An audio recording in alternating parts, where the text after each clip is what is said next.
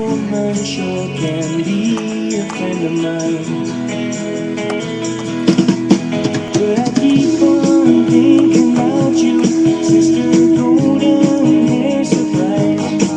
And I just can't live without you. Can't you see it in my eyes? I've been one for correspondent, and I've been two hard to find. But it doesn't mean you ain't been on my mind. Will you meet me in the middle? Will you meet me in the air? Will you love me just a little? Just be enough to show you care. Will I try to fake it? I don't mind saying I just can't make it.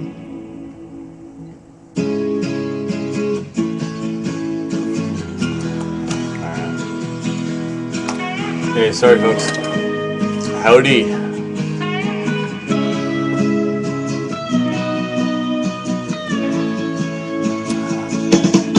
This is Sister Golden Hair by the band America.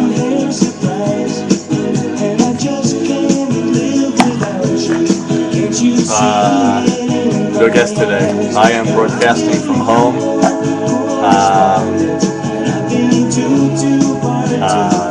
Yeah, that's about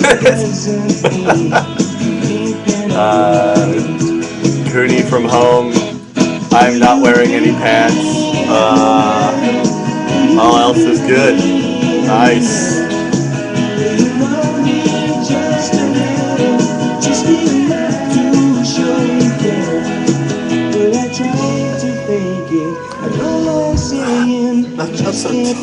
Not tired as much as I am sleepy.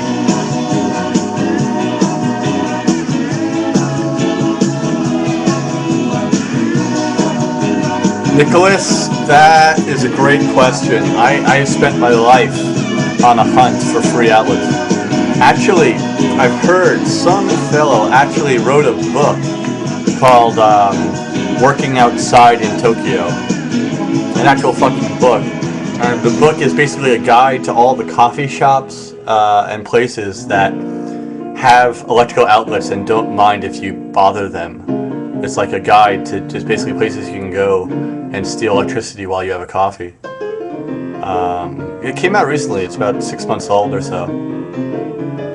But a brilliant idea. Yes, that is a guitar against the wall.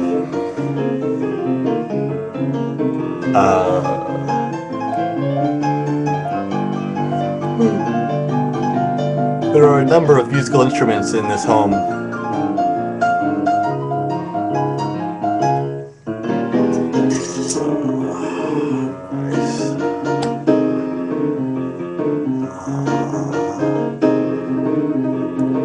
Yeah, Northsalk is right. They have a huge stick up their ass about electricity here. Well, it depends on the place, for some strange reason. Like, and it's not even the chain, it's the branch. I've been to some Starbucks coffees where they totally don't give a shit. And other ones where they fucking freak out. And Cafe Excelsior, same thing. A couple of them don't care. Yeah. Well, I think I had a little bit longer before a haircut. Cafe Excelsior, same deal. The place I found that's been the best, actually, because I've been doing these, these live blogTV sessions, mostly out of doors, is the restaurant Zest in Avis. They were awesome. Like the last week, like we actually were there. The whole place was empty. The staff was cleaning up and moving tables, and I was getting like a definite time to go vibe. And because we'd been there like 3 hours, I think, and the staff came over and gave us free drinks after 3 hours and says, "Oh, you guys don't look like you have anything to eat or drink. Here's some drinks. Enjoy." And I was like, "Yeah, we should leave, right? So you can fucking clean the table. You should be excited for us to go. But they were very welcoming, so I'm impressed.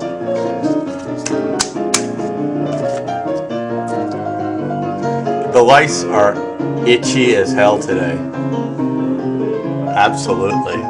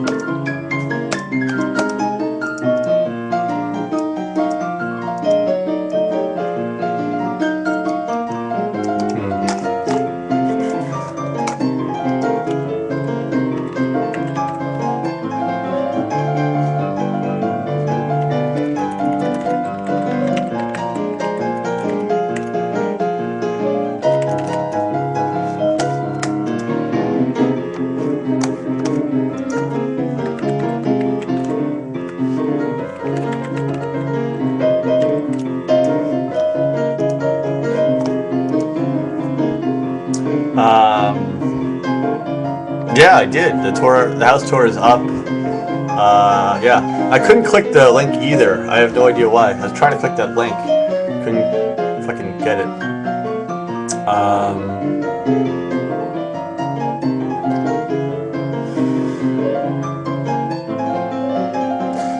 Fast tracks. I'm actually debating the same question myself, so I don't have an answer for that yet. Tokyo Sam has a little gay scooter. It's one of the most hilarious things in the world to see that fat beast of a man ride a scooter. But he has like a little 125 cc scooter. I'm not sure, you know? Like, I have a feeling I'm gonna get myself killed on it if I do get one. So, I don't know, I'm mixed, you know?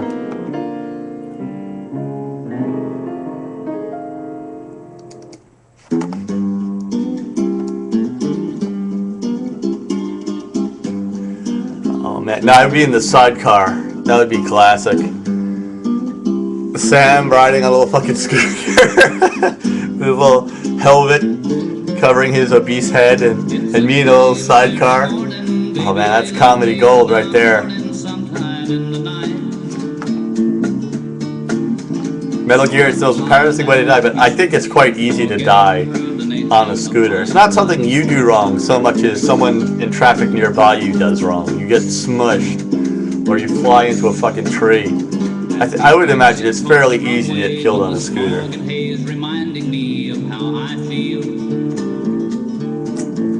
That's true. Sam also does have a car. But then again, Sam lives in the countryside, so he needs one.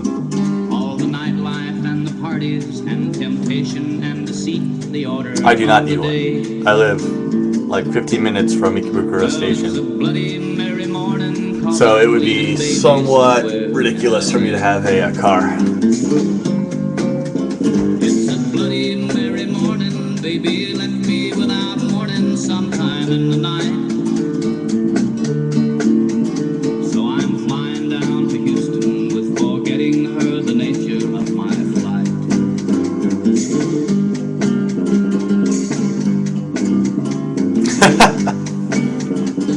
Alright. I have a little bit of a confession to make regarding the semi-erotic ear cleaning. That was my big plan for the video. I was so excited about that. Basically, you sit on a girl's, you like put your head on a girl's lap, and she like fucking cleans your ears out with a little stick. So I went there to do it, and I walked in the door, totally unprepared for the guy's like, no gaijin, Japanese only. I was like, what? What do you mean Japanese? What? It's like seriously, in 8 years, it's like this is almost never ever happened to me. Like really, I'm a very huge proponent that those like people who say that the Japanese are racist are fucking idiots. Very rare. And so I'm just like kind of shocked because I totally did not expect that. I'm looking at the guy, and then I came out with like a dribble, a couple drabs of stupid like comeback comments. I'm just like, really? He's like, yeah, sorry. And I'm like, all right. Then I walk out, and as soon as I fucking get to the stairway, you know, it's always the case. There's like a million fucking brilliant things I can think of to say. You know, like I'm like that rest of the day, I was just obsessed with like what other things I could have said in that situation. And like to the point, like I was driving myself mad. Like I want to go back. I want to go back and just so I can say this to that guy. Like things like 外人だけどこの現金は日本の生まれです。Like I'm a foreigner, but this cash was born in Japan. Or you know, like what do you like? You know, something like that. Like send them an e-card. That's an awesome idea. Send him an e-card. Or like I want to ask if like you know if he thinks like gaijin earwax has HIV. You know, there's a number of questions I had for him, or possible ways to like debate it. But I just couldn't at the time. Didn't think of anything good. And so I walked out like a little bitch punk. And then afterwards, I was like, as I was editing, I was like, fuck it, I'll just throw it in the video. But I feel incredibly guilty for not actually having gotten it. And then after that, I was like, oh shit, what am I gonna do with my video? My video sucks now. So I went to a place called Dr. Fish, where these like little mini fish eat the dead skin on your feet. And that place is of course okay with gaijin, but it was closed, like it's been shut down, I imagine by some type of health ministry. So that was gone. And then I was like, ah shit, no ear cleaning, no fish foot cleaning. What's a man to do? And actually there's plenty of actual like whores and whatnot in that neighborhood. But I was looking for something that was kind of on the border between prostitution and also like a little bit ridiculous, you know, to be vlog worthy. But I ended up eventually just going to see Terminator, which was not nearly as exciting.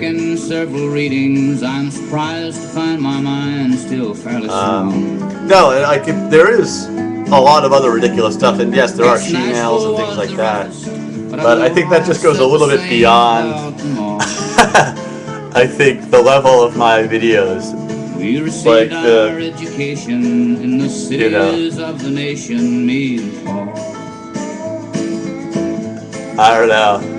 In some ways, I wish my channel did go to that extent far out there. It kind of doesn't though. I have a surprisingly large number of children who watch my like YouTube video. That's frightening.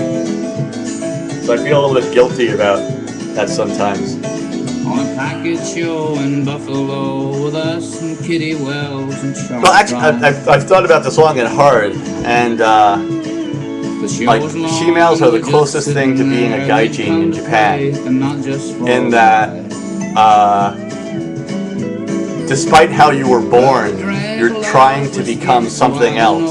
And no matter how well you learn the Japanese language, no matter how much you know about the culture, no matter how passable you become as a Japanese citizen, at the end of the day, you're still a gaijin.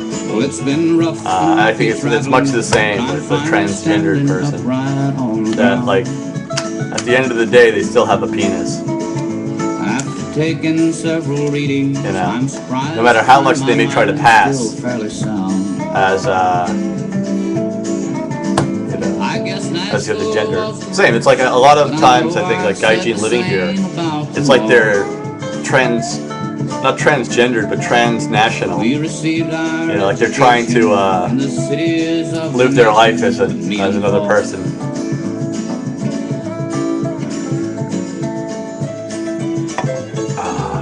Dog.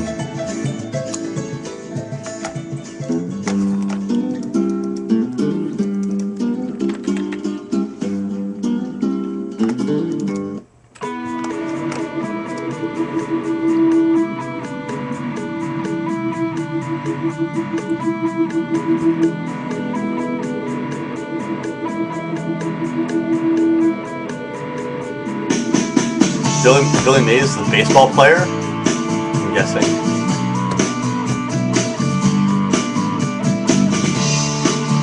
Like the old school baseball player. Oh, infomercial ad. No. I saw that he died, but I didn't know who he was. Like, I saw the news report that he was dead. Psych 54, I most definitely will be. OxyClean, I remember like vaguely OxyClean. So yeah.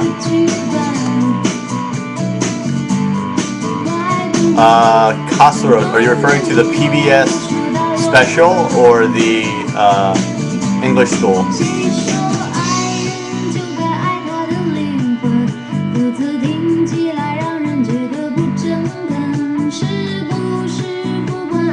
Nicholas, that's an interesting question actually. No, there is many things in my life that I have not prepared.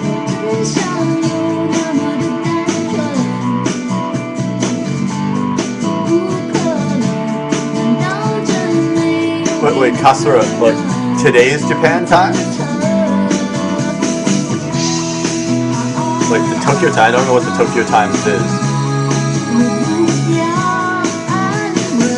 I'm actually kind of curious about this. Because like Nova went out of business, I guess about a year and a half, 2 years ago. It was the largest English school. Like was just fucking gone. It was bought out by another company, I think a Kansai-based education company. And then some of the branches, maybe like 30% of the branches were re-established, mostly outside of major cities in the suburbs. And the last I heard, they were still in business, advertising, and teaching again. With Geos? I don't think it was Geos. No. It was a company I'd never heard of, out of Kansai. It was like Kansai Education Corporation or something like that. But that's the last I heard. And actually, the last I've seen, like in Ikebukuro, there was like at least one branch still operating. Nova, just for those who are curious, is entirely different from Jet. And Nova, although it may be gone, may or may be gone, I have no idea the status of it now, is very similar to a bunch of other schools. ECC, Jet, it's not Jet. ECC, Aeon, Berlitz, Shane,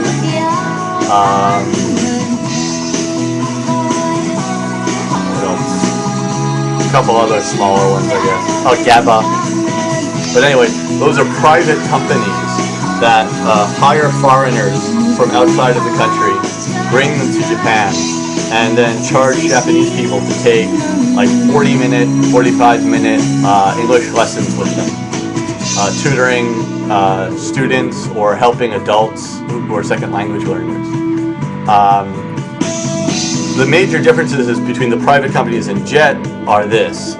Jet, you have no control over where you will be placed. You are accepted or not accepted, and after you're accepted, the government basically puts you somewhere, which more than likely, far more than likely, is going to be in the middle of nowhere. Jets are generally speaking respected by the community. Their salary, I don't think, is particularly better than Eikaiwa teachers, like the private company teachers. I think it's roughly the same. Although, like, if you're in a small town, like a little town, you will be treated to some extent like a visiting god. Or I've heard like, yeah, the mayor of the small town will stop by your apartment and welcome you to town. And, like, you know, I heard one guy say that the town gave him a car so he could get around town because like he's the sole English teacher in town, you know. And you get invited to lots of like events and stuff. Like you're a hot commodity for the social scene, like by various local elders and whatnot. I've heard that. I'm not sure if it's true though. Then the private schools are almost only based in major cities: Tokyo, Osaka, Kyoto, Nagoya. So if you want to work in the private company, you have to basically live in a large major city. That's the key. The large major cities have more customers, that's why the companies are there. And they tend to have, I think, a rougher schedule than the public system. So like you'll teach something like 8 lessons a day, 45 lessons each.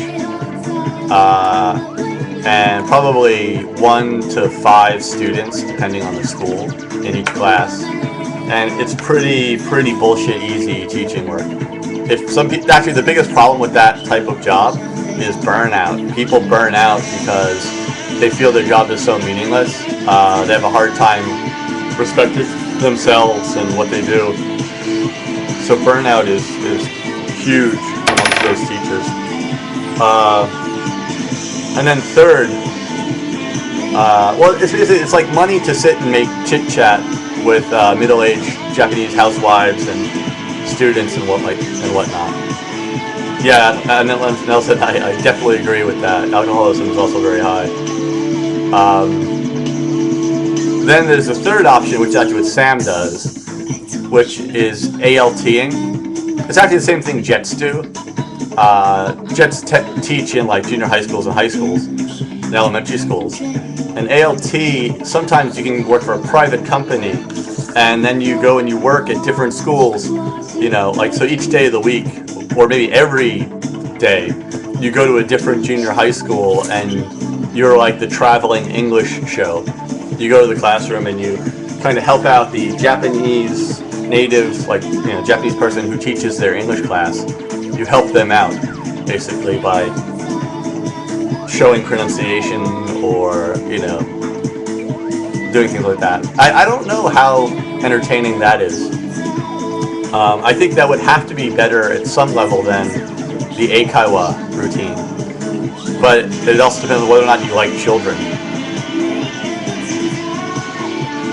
Ikebukuro Royal Hotel.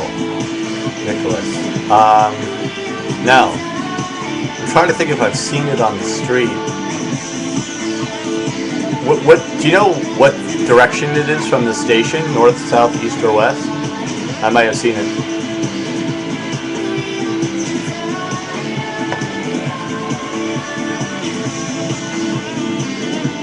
But anyway, all the information I just gave about Eikaiwa teachers, there's tons of it out there. Tons of it. The only thing I would warn you against is there's a lot of bitter people out there who slag off everything and anything to do with teaching in Japan. So a lot of some of the complaints are bullshit. And a lot of some of the people say it's wonderful, it's bullshit too probably, but somewhere in the middle. Near a Denny's. Okay, yeah, then I know where it is, yeah. Or at least I know where it would have to be. Hey, Fate. Near Kittyland. I wish. Kittyland is in Harajuku last time I checked, and that place is a nice place to live.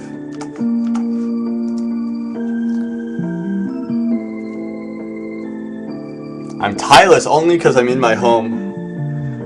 Oh, actually, I just got this yesterday, and I was a bad boy and did not send the email yet. Sorry, Hilsey.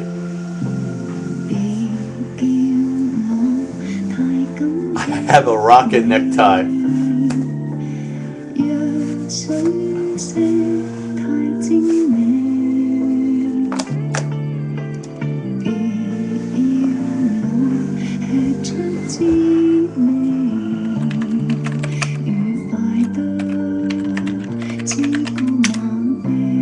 So I got this from Hilsey. It's my Kentucky Fried Chicken necktie. I mean, not only is it visually pleasing, just in general, but it's also a that's Colonel Sanders' original.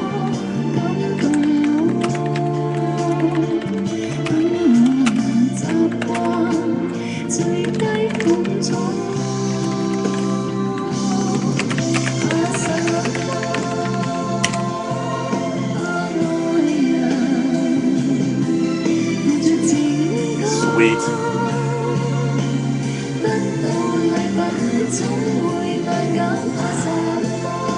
Yeah, perfect wear on Christmas time, exactly.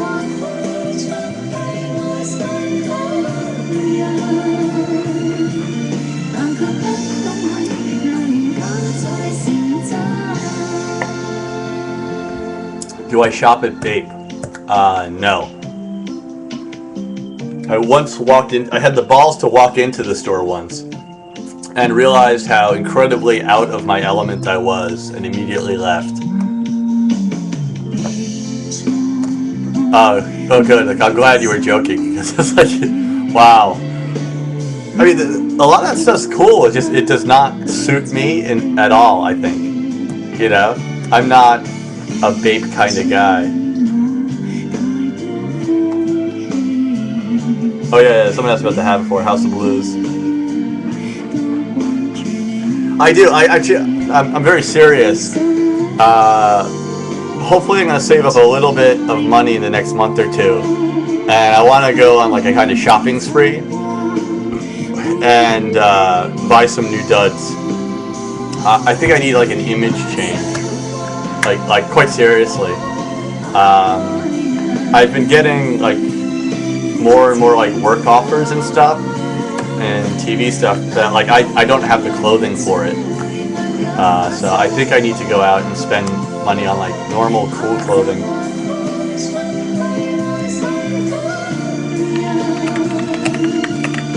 But I'm not really sure what to go with. Like not Uniqlo, but like I don't know. I don't know. I'm not good at this shit.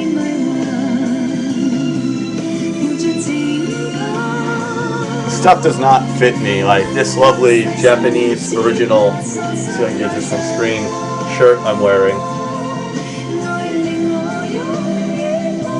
The sleeves come basically, if I can show you, the sleeves come to about, I'll show this. Yeah. Sleeves come to here on my elbow. How awesome is that? Basically, I have to roll up the sleeves all the time. They're not made for my orangutan-like arms. You know what? Actually, if I did just show up in that banana spandex suit, I would probably get work in Japan. TV work, I mean. As frightening as that is. If that were just my outfit.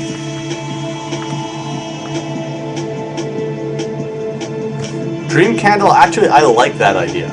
I would do that. Especially because I've been watching the TV show Mad Men recently.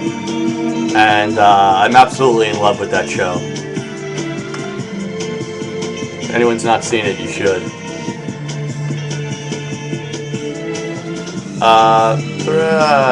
Dress code for teachers, I don't know. I don't know anymore what they do. But I think most places it's at least like khakis kind of shirt and tie deal. I don't think you have to wear a suit except for a couple, like GABA for example is one place. I know they require a suit. But they charge an obscene amount of money to their Japanese students. It's like $80 an hour, I think, or something like that. That's cool.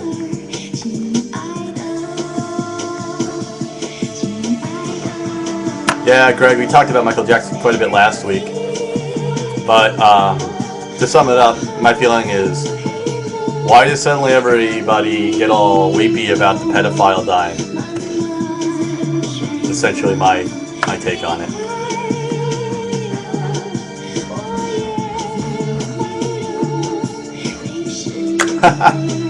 No, sadly I'm not drinking right now. I just woke up literally like half an hour ago.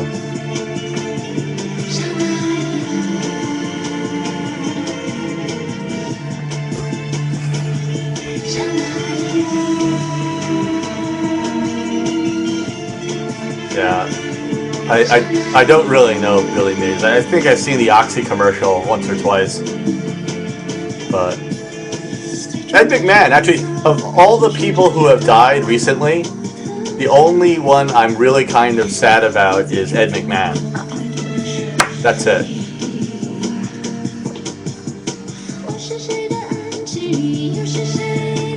Bloodum 21, it's really not like you're meeting a celebrity. It's really nothing like that at all. But welcome to this little chat room.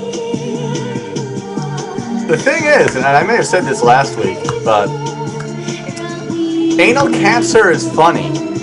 It's not funny if you get it yourself, you know, but it really is quite a humorous cancer. Of all the cancers to have, anal cancer may perhaps be the funniest named. But every comedian in the world, as soon as they hear Farrah Fawcett dies, they're like, all right.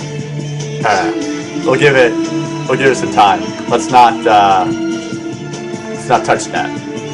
But like Michael Jackson, not even a second passed before people were like all over it and thought it was hilarious. You know, like that really says something. And actually, it's a good question, Silentwood. I had a show Friday night. I thought about it a little bit during the day, like what could I do about Michael Jackson? But I realized Michael Jackson as a topic for comedians, there's a few topics like this, is so done. It's so over that the second a stand-up comedian even mentions it, the entire crowd goes, oh Christ, he's gonna do a Jackson joke? Are you kidding me? And it's possible to get the audience to laugh. It's actually possible to be funny. But immediately, everyone in the audience is like, oh, you're fucking kidding me. Really? Like the other examples are like airplanes. Airplanes are another good example. Airplanes, Michael Jackson, and what else? What's another topic that's like that? Okay. Can you guys think of any? Bush. Now, Bush, it's funny. Bush never got to the level. Bush never made it to that level where I think the audience like felt, oh come on. I don't think it ever got, like, never could. Maybe as long as he's in power. He couldn't. Now that he's out of power, it's possible to happen, I think. Sex is a topic I don't think can ever get overdone. You know? Arnold Schwarzenegger, maybe. Yeah, the Arnold Schwarzenegger, Christopher Walken impression. It's like someone like it's like if I'm watching a YouTube vlog and someone's like, "Hey guys, I got this great impression of Christopher Walken." It's like, "Oh come on, really?"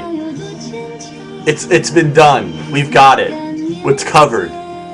We have enough Christopher Walken impressions out there that if the real Christopher Walken dies, we have a long line of people who are ready to take over and do that voice. There's no need for you to do that. Mike Tyson maybe is done, I think, but clearly not at the level of airplanes and Michael Jackson. Those two topics, I think, are like just comedians have done them to such an extent that the audience groans. O.J. Simpson, definitely, yeah. O.J. Simpson, it's just done. And it's like, as a comedian, you can still make a joke about it, but it better be really fucking unique point of view that no one else has come up with yet. You know? Paris Hilton's probably that way in American clubs, comedy clubs. Monica Lewinsky, yeah. But actually, even Paris Hilton, Monica Lewinsky, all these, I think, are not quite the level of O.J. Simpson, Airplanes, Michael Jackson. Those three differences between black and white. I think fast tracks, that's only true if you're a black comedian. If I see a black comedian say like the difference between black and white people, I'm like, oh come on, dude, seeing this. But like if I see a white guy do the differences between black and white people, there's a little edge of danger in there. So you're like, all right, I want to see that. I want to see what this guy has to say. But like we have black comedians have kind of killed that bit for themselves. I think. I don't know. I'm not sure about that. Like, but it's true. There's some topics that are just dead. It's kind of like, actually, I write a really shitty comedy page for a magazine here in Tokyo called the Negi. It just came out today. So basically, my only real plan for the day is to go and pick up a copy of that. But I had it's like a fake newspaper like The Onion, and I had a line in there, like a headline, that like, I think it's only funny to me, but like, what was it? Pepsi releases, I don't know, it was like Coca-Cola releases like green tea cola, hoping to like make sales on people who will write about it in their blog market, you know, or like Pepsi Shiso. Like that the only source of like money they'll get from that is people who have YouTube blogs and blogs who write about crazy Japan are gonna buy it so they can like make fun of it in their blog. That's the whole market for those Pepsi seafood. There will be someday. I am drinking my favorite brand, Wise Choice Club Soda, a great American classic at I think it's 40 cents a can. It's awesome.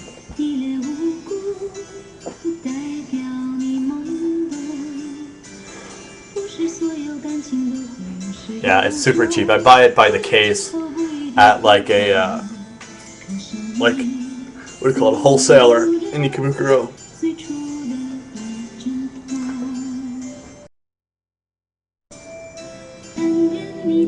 Japanese Flip on the iPhone? I have like my the Kanji Flip thing. Yeah, I've been using that to study. That's awesome. But to be honest, I've not been using it as often as I had kind of promised myself that I would. That's because this music is Fei Wong. So anyway, yeah, I do have this great app for like studying kanji. But I just, as easy as it is, like it's basically attached to my hand, yet I still don't study. It's awesome. So like, you like, yes, to study kanji. And actually, I spent a couple hours online this week researching Japanese schools. I haven't decided anything yet. I'm debating between actually going to like a 4-hour a day, like maybe 3 days a week actual school with like a big group, and like just like dedicating like, you know, maybe like 20 hours a week class time to actually physically go sit in a class and study Japanese, or go to a private tutor like 1 hour a week, and do like an hour a week with like a cute Japanese girl teacher. So there's kind of benefits to either thing. If we're imagining money is not the issue, I checked it out. The school would be a little bit more expensive technically, but over time, you know, it would be cheaper to go to the 4-hour classes per day. But it would be like group classes, not man-to-man. I'm thinking, I mean, yeah, Hot for Teacher is also a great idea.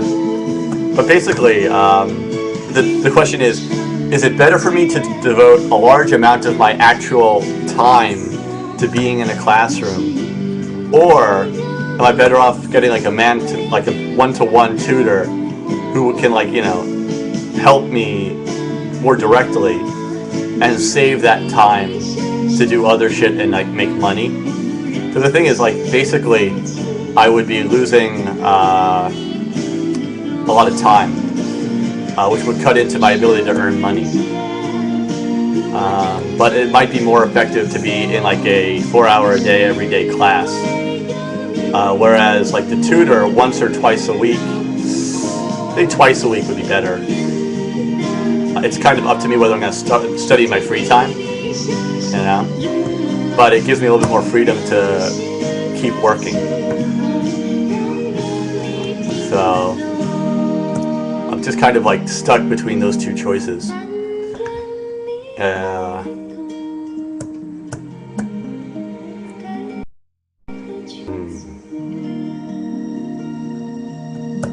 I'm thinking about going back to just the tutor, and if that's not working out, then do that.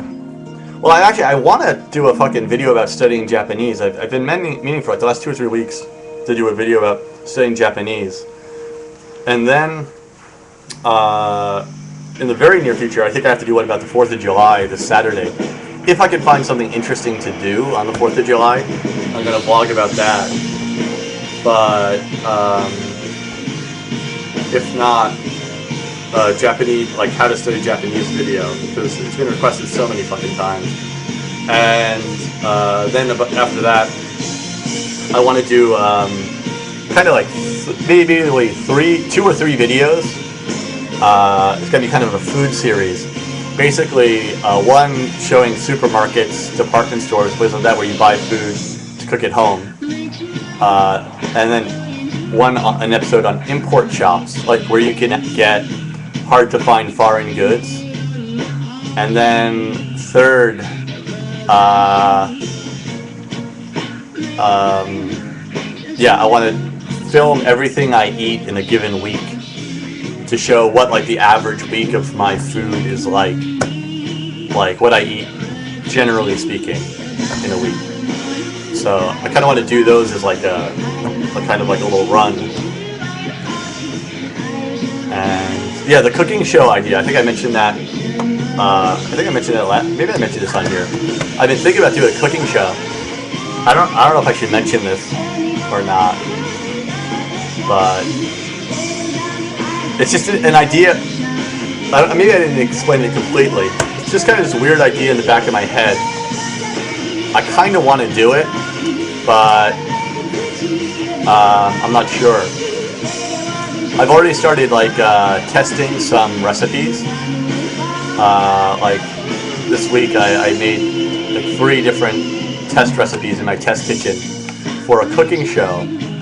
But what I want to do is I want to do the cooking show completely in Japanese and using ingredients from the 100 yen store, or like up to a limit of 500 yen, 5 items, 100 yen each, in Japanese.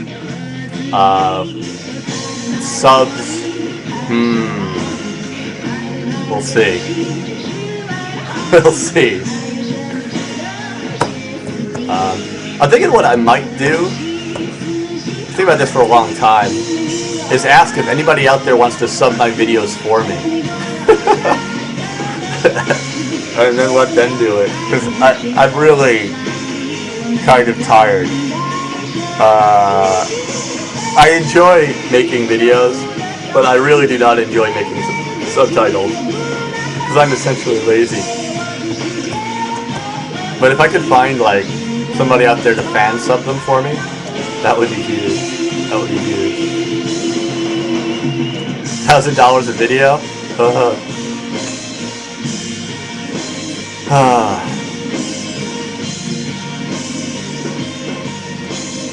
Fitness show? Did I ever say I was going to do a fitness show? I don't think that would be a wise idea. I think that would be pretty horrific. Make one? I am not exactly a fitness guru.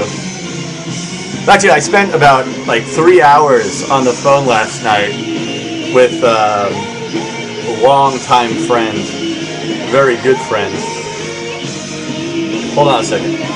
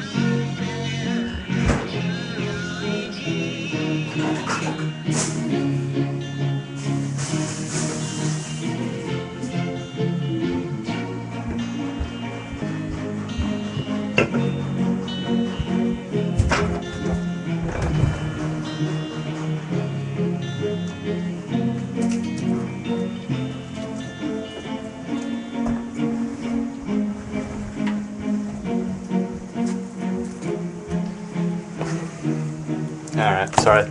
I had to go put on pants. It's about that time. It's almost like 2 in the afternoon. I should have pants on. Anyway, so I was saying, I was on the phone last night for like 3 hours with longtime friend known as the Scotsman. It was me and the Scotsman, Hadrian's Wall. But we went to college together. He's a video editor in London, and it's dangerous to talk to the Scotsman because he's essentially insane. But he convinced me over the course of the conversation to do something, and then like as soon as I hung up the phone, like, and his voice was out of my head, I thought about it like, yeah, that's a retarded idea. I'm not going to do that. But what he was saying is I should basically quit my job, all of my jobs, set up a website, like a TokyoCooney video website, and do nothing but make videos for the website. And find some way to get funding for that. Which was, like, as he was explaining it, I was kind of getting excited. Like, yeah, that'd be awesome. And then it was just sort of like, yeah, no, that's not gonna work. But you know, but he's right. He was just talking about, like, you know, like, I'm working in media and TV. He is too. But like essentially, like all the shows I work on, I get like a paycheck from them, but I'm not an owner, you know. So if I ever want to like live beyond the level I am now, I have to move over into a whole other thing, which is like starting my own internet business and you know, making that work, because I'll always only ever be like getting a paycheck for a script or for a performance. But if you like go, and the market's changing nowadays, that, you know, it's wide open, you know. So I don't know.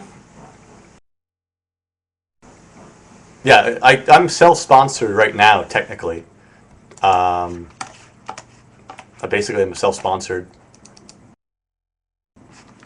although it doesn't technically exist either.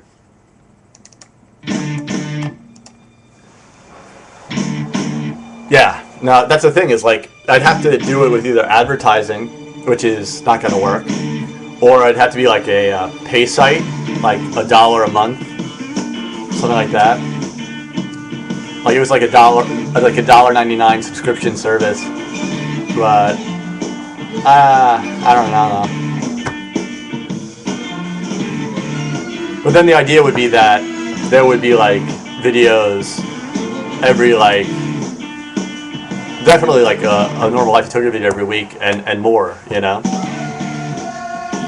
But yeah, looking for a sponsor is the thing.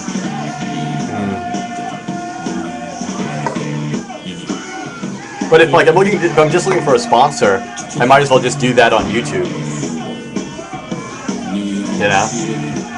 And the thing is, I don't want to kind of do a sponsor just because like, and I've had some companies have offered me money to like advertise on my TokyoCooney channel, but I don't think it's worth the money. It's like a one-time payoff of a couple $100 maybe, and it kind of makes the channel dirty in my mind. You know, it's like, I don't know how to put it. I think it sullies the channel as soon as you start putting advertisers on there. Unless it's like an advertiser like I truly love. You know, like an awesome advertiser that I think is great. You know, like Taco Bell, for example.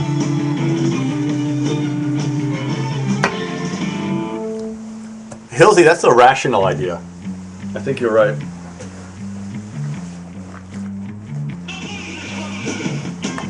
Go for it, dude. Post it on YouTube. Sweet. Oh. Shit. Huh. Thank you very much, ladies and gentlemen. Right now, I got to tell you about.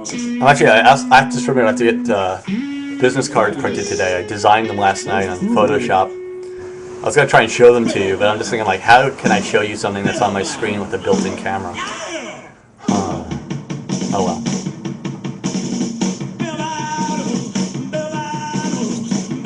Mirror. I kind of want someone else to look at it before I print them, just because I'm afraid they're going to suck.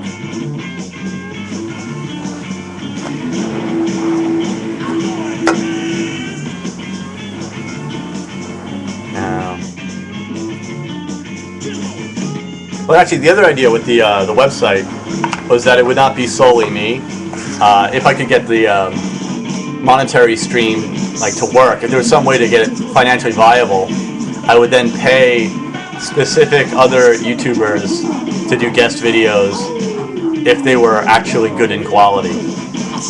You know?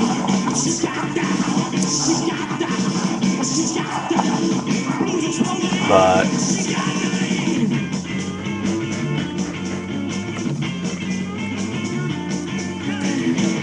not sure.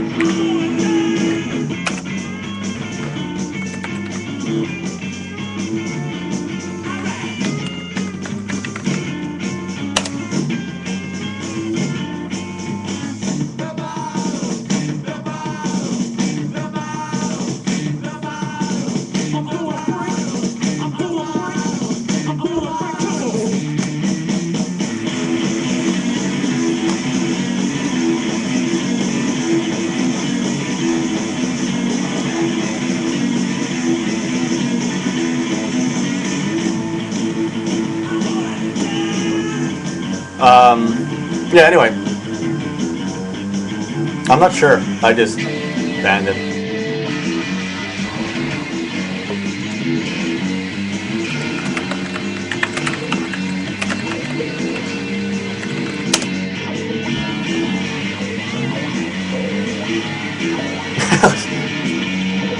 Gurman09, it is indeed full of fags. But yeah, anyway. The website idea is just a fleeting idea. The thing I really want to do now, like the stupid idea that's just going to suck up my time and not make me any money that I have in mind is the cooking show idea. The thing I'm trying to figure out is how to record it without going nuts.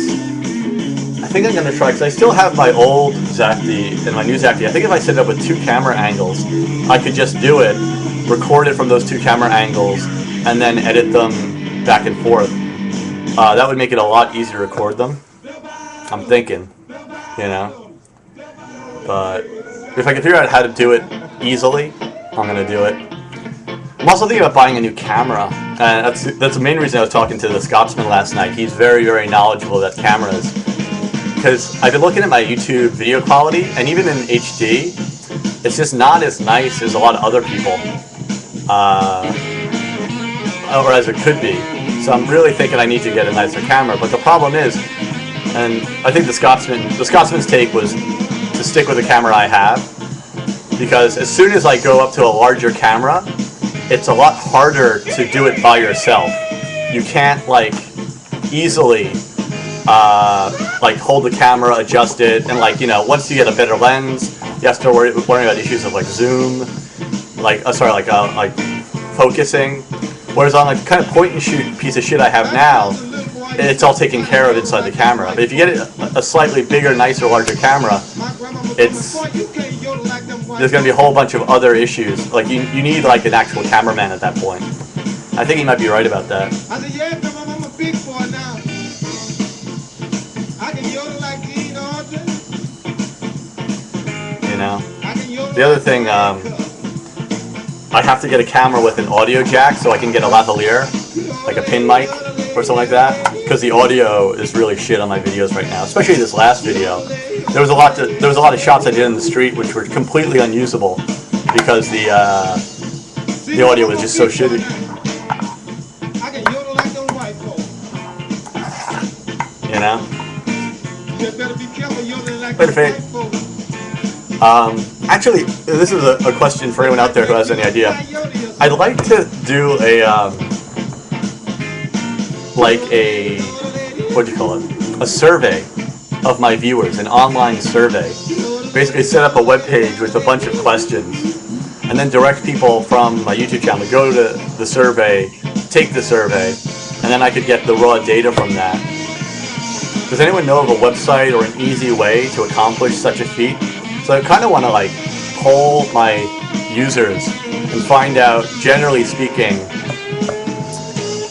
what types of videos people would like to see, and a lot of other different, like, you know, sort of questions I have about the content I'm putting up. But I'm not sure exactly the best way. Like right now I'm using this ZAC-T camera, which is great because it's incredibly small, so I can film with it kind of secretly, and it's very versatile, but the actual quality of the video itself is not spectacular.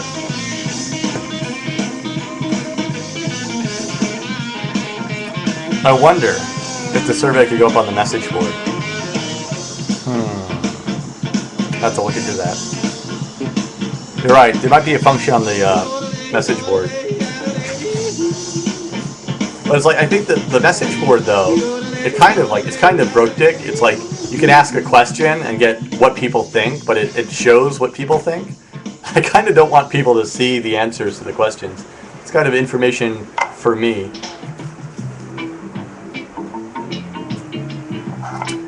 Yeah, 135. It's there. The message board's there. I'm just not really certain what I want to do with it. I visit it rarely and answer questions that I can, but I don't think it's as awesome as it could be. I really need to find, like, you know, moderators, and if I'm going to use it, I have to like work it into the videos in a greater way. I should just visit more, actually. You know.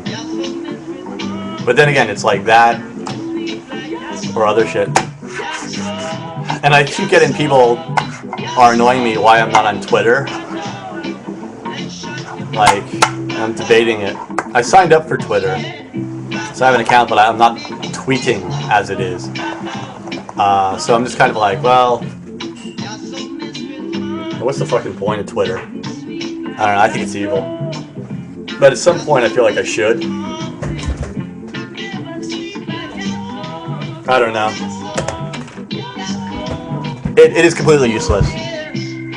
But for example, like, if I had a Twitter feed, I could tell people, like, when the next video is coming easily, or like, you know, like that kind of information. If people are interested in like when I'm filming, what I'm filming, what's coming up next. Yeah, I should just fucking update my website. I haven't updated my website in months. I'm such a bad boy.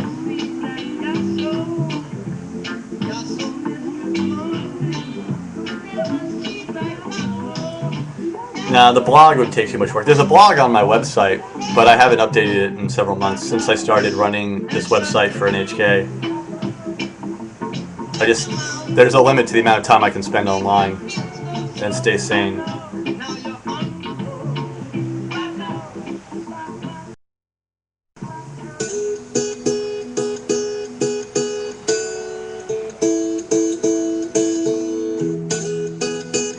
The thing is, like, essentially, anything I do on the internet that is not making a YouTube video for my TokyoCooney channel just increases the amount of time in between videos. So, you know, I kind of should do as little as possible outside of those videos, I think.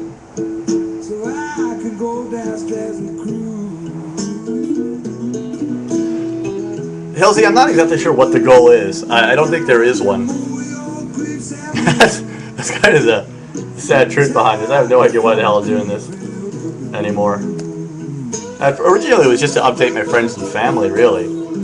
But now, I have no idea.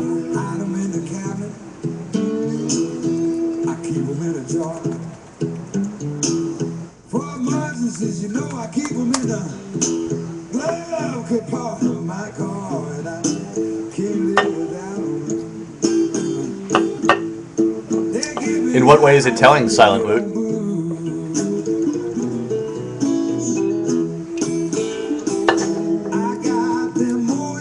Yokohama is directly south of Tokyo.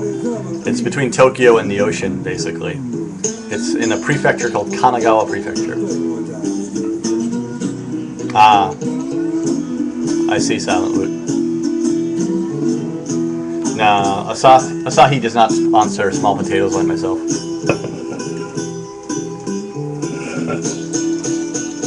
How far? About an hour. Well, to Shibuya from Yokohama is probably like 45 minutes, 40 minutes, not even.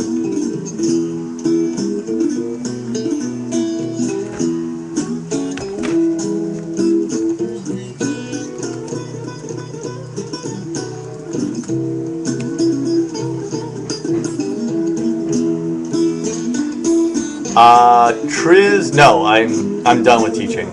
I'm definitely not going to go back to teaching. Well, I mean, actually, I might at some point, just because I'll need the money. Like if, for example, no new TV jobs come through, you know, I got to pay the rent somehow. But at the moment, I'm surviving just on money from NHK. I like teaching, but the thing with teaching is, with teaching, I will only ever make, like, the best teaching job I ever had was like 6,000 yen an hour, which was huge. It was awesome money. But I'd only get like maybe 10 hours a week or like 12 hours a week at that job. It wasn't a full-time job. That was the best, like, money-wise for teaching. The thing is, with teaching, there's a limit. Both my parents are teachers, right? But both my parents are teachers, like, in the public school system, where they have like retirements, their salary went up each year, like they did their like 35 years of teaching and could retire. But if you're like teaching in Japan, you're essentially, you're a blue collar worker, you know? You're a fixed salaried income, and the payment doesn't go up over the years. And there's generally no retirement plan or anything like that. So just in my like kind of life view, there's a possibility of me making more money doing what I kind of enjoy more, which is TV. So, because actually right now, I think I could probably make more money teaching than I'm making working for a TV channel. But I don't have to do anything basically any given day. I woke up at 1 or 2 pretty much every day this week. You know, that's kind of nice. And I get to make stuff I want to do, you know. So. No, I didn't, Ricky. I studied television, radio, and film at Syracuse University, and then I went to California. I taught high school there for a while. Then I moved to Japan. JVTV is going actually really well. It's going especially well this week because my boss is in France for Japan Expo. It's like a huge European convention. So he's at that. So I've gotten one phone call from him in the last like 5 days. It's awesome. It's like a whole new life. If the website were constantly like this, if I only ever got one phone call from him a week, that would be excellent.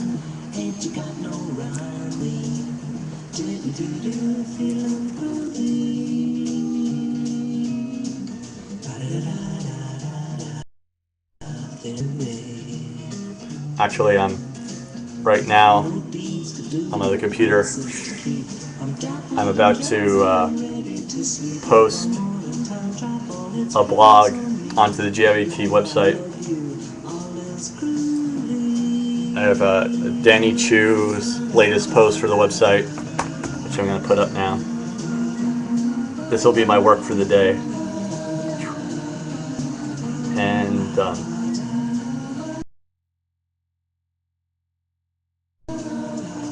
So yeah, I just posted something on GVTV. Yay! I worked today. Nice.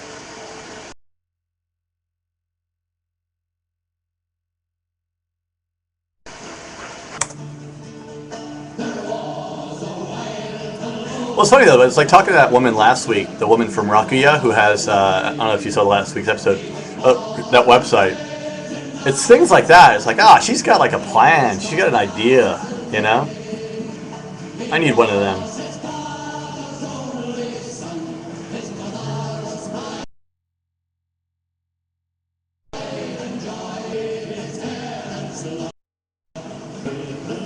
Take your fans to work day. Exactly. Yeah, that's another video I wanted to do soon. I wanted to do like a spoof of The Office based on my office job now.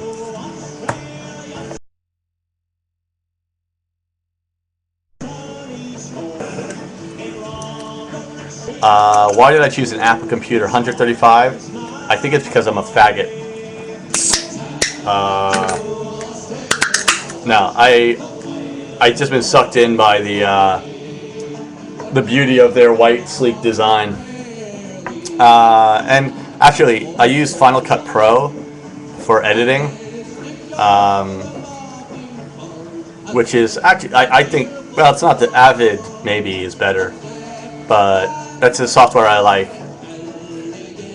And so kind of Mac made sense.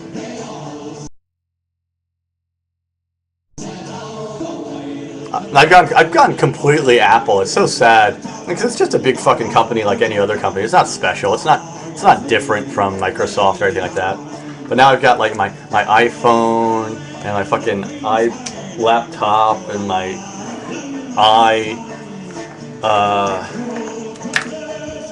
it's ridiculous. My iRack, my iPod, my iEnema. You know. iGirlfriend, that would be awesome. I would like an iGirlfriend, especially if there's like a random feature.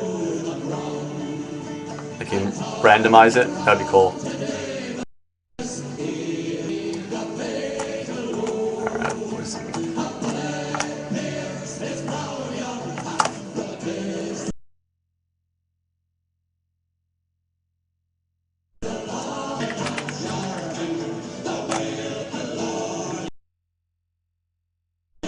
Now Big Sugar come with a musical vibration. Where can I find Choya in SoCal? Choya, you mean umeshu?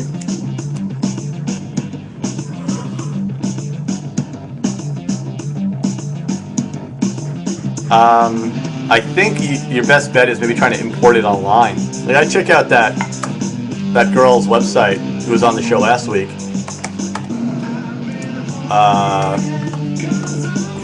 But otherwise, I have no idea where to get shoya. Actually, ume season came and went, and I didn't fucking make ume shoe again this year. Have I stopped moving?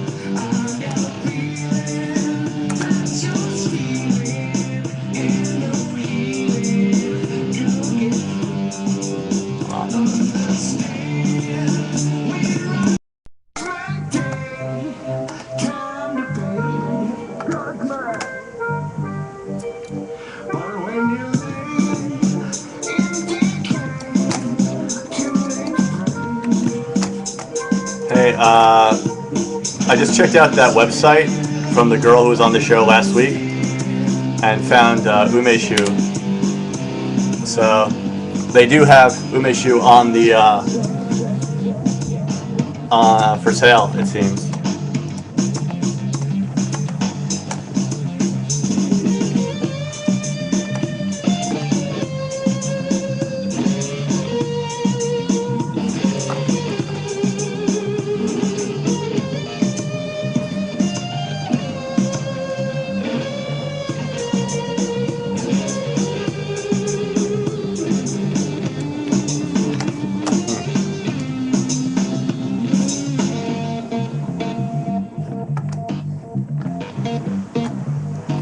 Yeah, actually, Photoshop as well. I mean, I have Photoshop, Final Cut. All of these programs are much better on a Mac.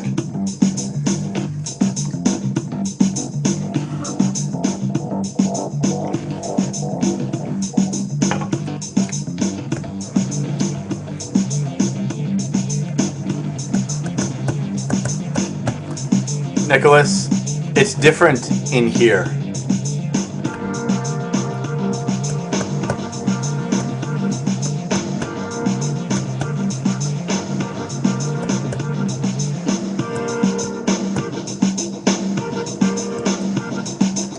And I had PCs for the longest time. I was a PC user for like 10 years. Last one was I had a Toshiba Dynabook. The keys have stopped working ever since slight mishap with a bottle of white wine.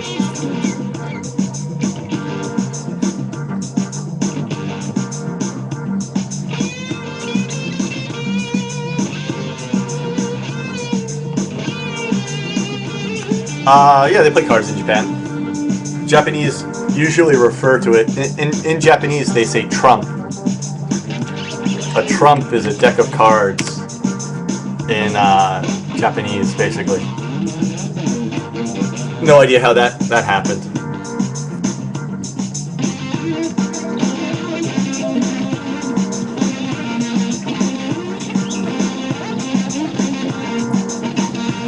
Anyway, I got the one I got.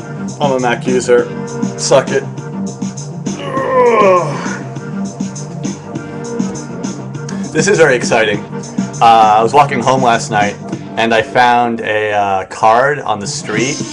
A gift card. It's a 3,000 yen gift card, but I have no idea what it's for.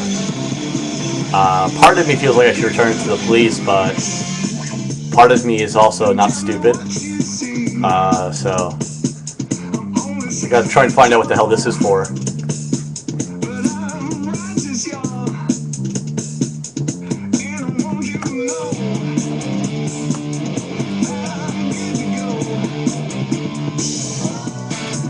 Good night, Nicholas.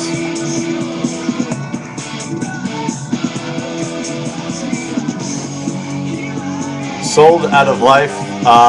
Essentially, yes. Whether or not it's fun really is anybody's guess.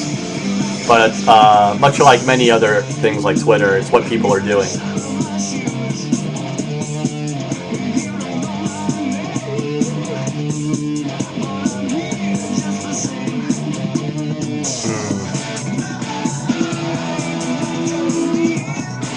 Oh my god, how has this tech nerd discussion started?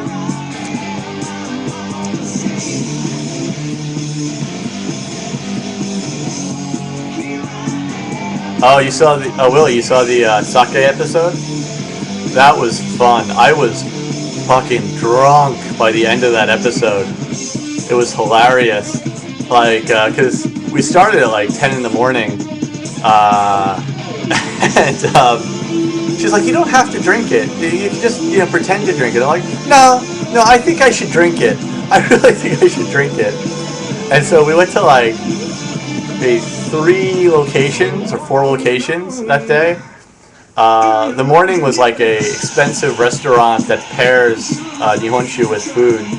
And then we went to like this like Nihonshu center, which is like just like a museum of Nihonshu. That's when I started getting really shit canned. Because, actually not on camera so much, but as soon as I got off camera, all these like old Japanese men kept saying, oh, try this, try this. And I started to really hit it. And then from there we went to this Tachi Nomi place. It's a standing Nihonshu bar where they have this like cup sake. And I was pretty much gone by then. And I convinced the producer that we should interview some other people in the bar. And so I called a friend. I don't remember if he got into the final cut or not, but I called this gaijin friend of mine, Matt, said, hey, come on down to this bar. And that he was drinking with me, and we interviewed him.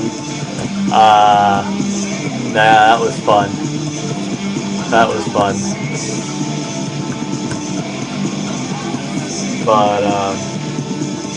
But it's not fun. Like, I would rather have just been drinking with my friend. You have to, like, do other stuff.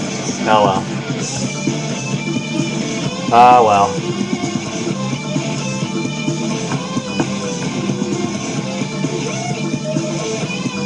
Hammy Boy, I think your question means, do Japanese people speak English? And shockingly no. But everybody has a little bit. And then occasional people speak perfect English. But everybody has a little bit. Sober on camera, then party. True.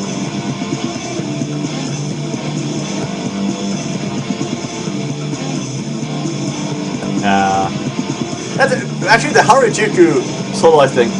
The Harajuku thing kind of pisses me off because it's like people who are like, "No, you can't dislike Harajuku." Blah blah blah blah blah.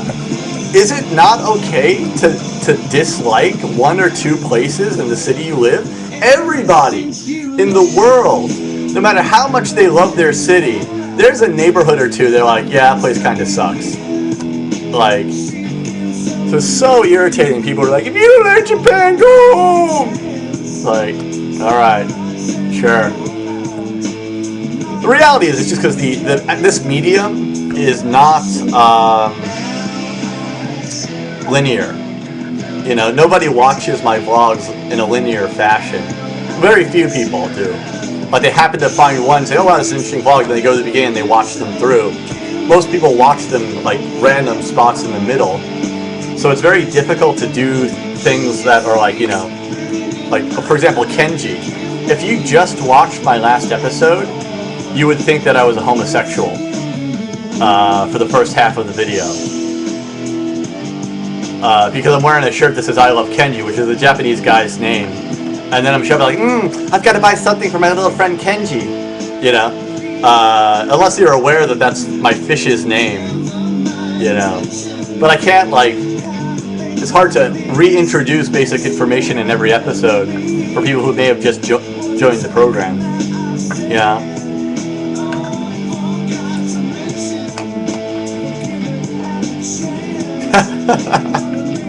Spindly is the word. That's true. Yeah, I do the gay voice a little bit too well. I worry about myself.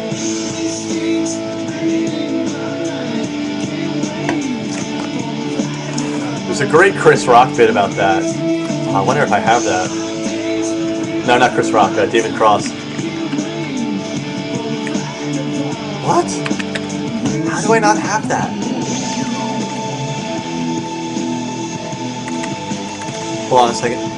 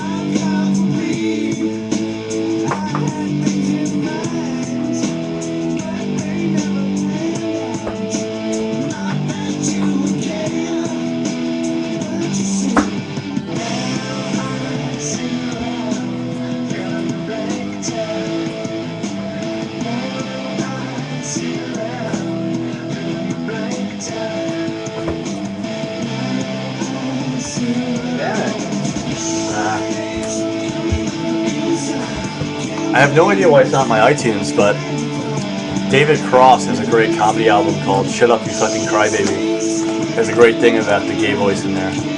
Oh well. I can't. One of the most depressing fucking moments of my life. Not really. I went back home to visit, and my mom was watching American Idol. I sat down watching my mom. I was like, that'd be fun. I'd go to one of these auditions. I'd do it. That'd be fun. You know? And my mom turns over. She's like, "Oh, you can't. You're past the age minimum, the age limit." It's like, what? It's like, no. It's like it's till 29. You can't do it. It's like, what? I'm too old to do it now? What? That's bullshit. Like, never in my life until that point had I realized I had become too old to do things.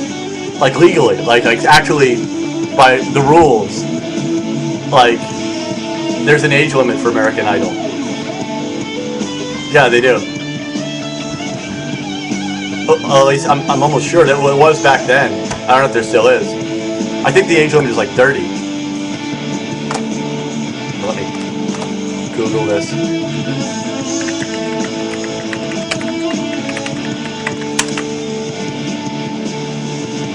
Yeah.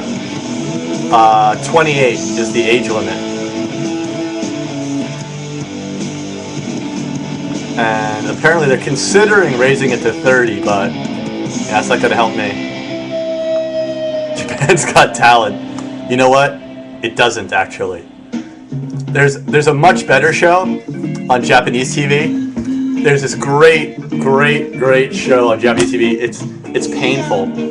It's brilliant though. Basically, they're tied up with karaoke boxes. You go to the karaoke box and you do a song, and the machine rates you. And if your score is good enough on the machine, you can get an invite to go and perform for this show, like to audition. Alright, so when you get to the show, you audition, and they trim it down to a few people, but the people who get onto the actual show itself, the stage is like a big circle, rotating circle, with like curtains at either end.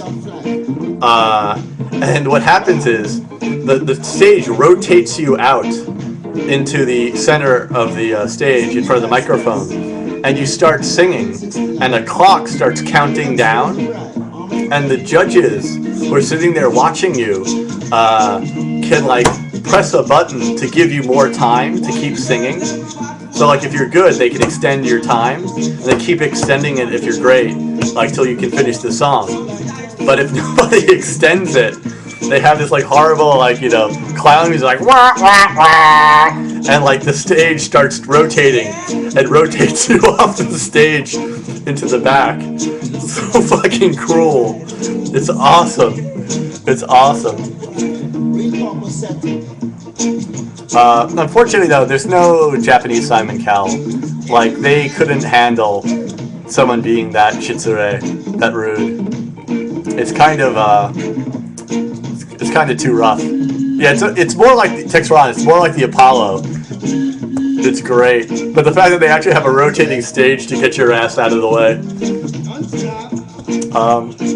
Trivia no Izumi I've never heard of. I know a show called Aura no Izumi. Pimp My Ride is 25 as well. Jesus. Jason and B2. That would be so awesome if they did, but no.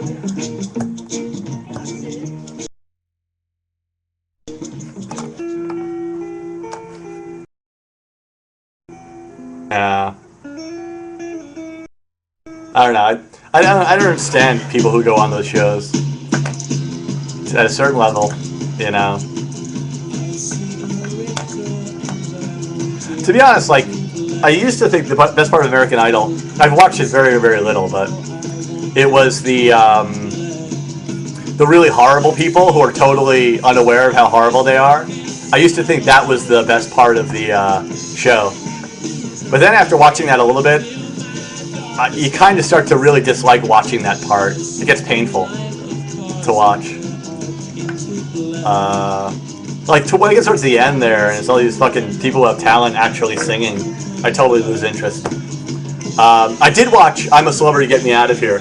I watched the entire fucking thing online. I can't believe I wasted that much time. I can't believe I watched that fucking show. It was so... You're right, Silent Woot. If that's the retarded thing you're talking about. But I'm a Celebrity was so retarded. But I watched it. I had to watch it. I had to watch it. Like everybody, I can say, yeah, if anyone knows Spencer Pratt, like in real life, they should kill him. Like, I think some anonymous group should put a bounty out on his head, if they haven't already. Blue Diamond Film was solid, but I was rooting for the pro wrestler, the female pro wrestler. I'm amazed she didn't win, actually.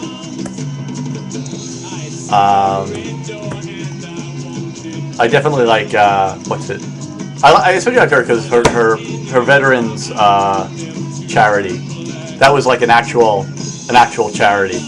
Like John Sally seemed good, but like the Children's Hospital or whatever. No, it wasn't that. It was like an inner city sports program. It's kind of like yeah, that too. I mean, they're all good. They were all basically good charities, but the veterans of the injured veterans one, that was like for me the best charity.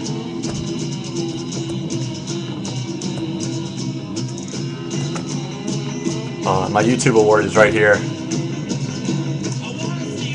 Oh, sexy! It's great for like pounding steaks or something like that. Hopefully I get to kill a Japanese intruder at some point with it. It does look like a big glass butt plug, you're right. My goodness. That would not be comfortable. Although, somewhere on the internet, you can see that. Yeah, meat tenderizer or killing an intruder. That's what I thought of originally. Northhawk, you have issues.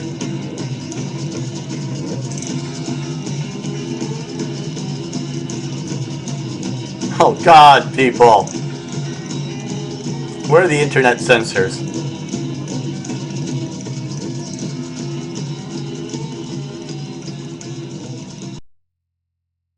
Oh, wow! Tokyo Love, cool, yeah. Keiko is awesome. She's really, really cool. And great baker. She makes awesome cookies and stuff like that. Every time we went to a meeting at their office, like she'd have like biscotti and cookies and shit. It was a really fun group to work with. I'm still working with them now, kind of. They created the mascot for JIB TV, which is the website I'm running for NHK. So I still contact with them now and then for that. I like working with them. They're great people. They're really cool people. That would be cool. Definitely let me know how that works out. But yeah, they're good folk. Did you see the I'm not sure if it's even up. It's not up on my channel.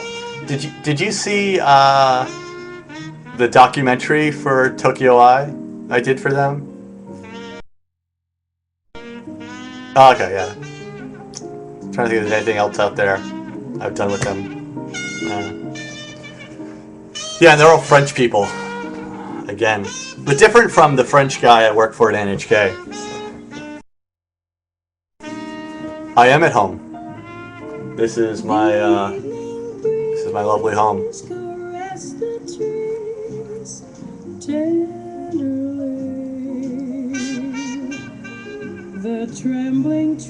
Actually, I haven't seen Tokyo yet, the film. I'm curious. Also, I went to see Terminator the other day, and there was a coming attraction for Hachi with Richard Gere, which is, of course, the story of the famous Hachiko the dog, statue in Shibuya Crossing. I'm guessing like most Americans will go see the movie and not have any idea that it is a Japanese story. No, it's subtitled. Generally speaking, all like foreign movies are usually subtitled.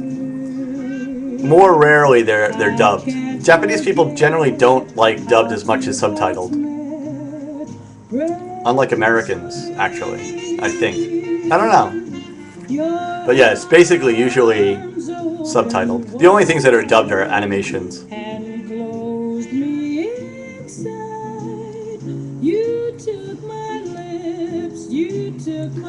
Big Man Japan? Haven't seen it.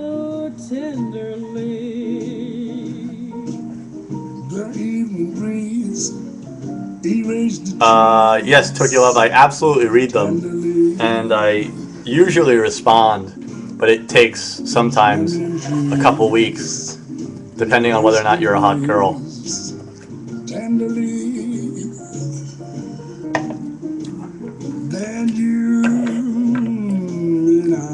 There is, I think, a little bit of difference in how soon I react to emails. And some emails, like, maybe I just look at like the emails in my inbox now. It's like I basically email everybody back, but like, let's see if I can find some stupid ones.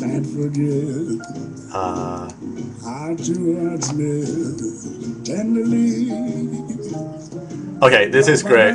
Actually, this might even be spam. Hello, I am Jay Crystal. It's nice to meet you, and I hope we can be friends. How are you today? I'm guessing that's spam. Like, but like, some of the questions, it's like, it's a one-line message containing like the most idiotic thought ever. And it's just like, I'm not really gonna take my actual time to respond to this. Or sometimes it's like things that like are so beyond, like people want like me to help them move to Japan. Like, it's like, yeah, I could give you a couple websites for info, but I can't fucking like do everything for you. So, yeah, oh, I've gotten many emails. Like, if people email me and say like, I'm gonna be in Tokyo, will you be my tour guide for the day? I usually write back and say, sorry, I'm really busy. If they write and say, hey, I'm gonna be in town, if you're not working, could you like maybe meet for a coffee or something? Then I always write back, and I usually end up being their tour guide for a day. But it's just like, it's just this sort of like mental gap that people seem to not understand, that like, you can't just like email someone and be like, hey, forget your life, I'm gonna be in your country for like a day, or for a week. Can you like come and show me around for free? But it's like people are like nice and courteous, and they're understanding of the fact that like I have a life. I'm more than happy. I've probably met up with like 50 or more YouTubers in the time I've done this, all different kinds. Probably more than 50 at this point. Yeah, man, Diego, I think there's something to that. But yeah, notice like actually you're not the first, but you were one of the first. But it's just like it's not a huge effort for me to say, hey, I'll be in Ikebukuro Station around 5, this coffee shop, stop by. Also, it's like, you know, you can meet the person and find out if they're a freak. You know?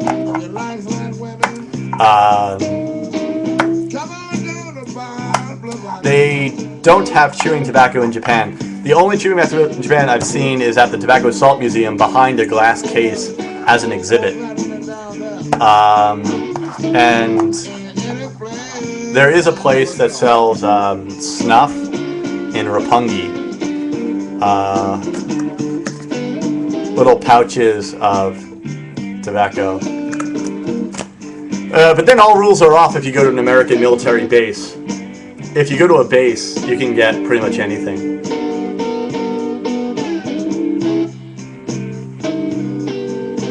Actually, Hilsey sent me this beautiful tie and a can of Skull, which I'm very, very excited about.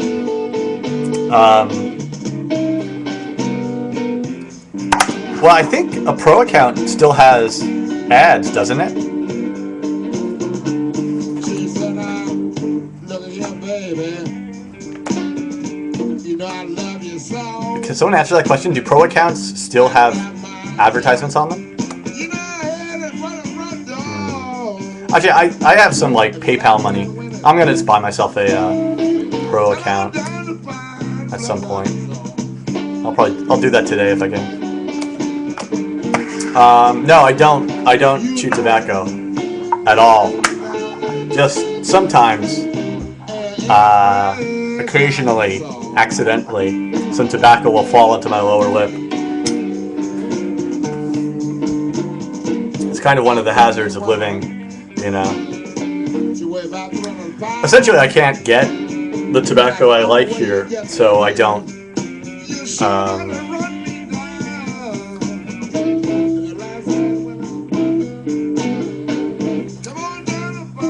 Hold on a second. I'm gonna do something disgusting off screen.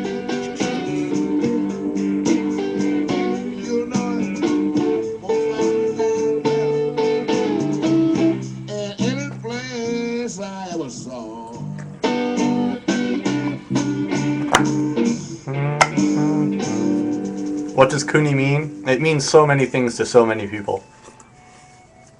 It's hard to say.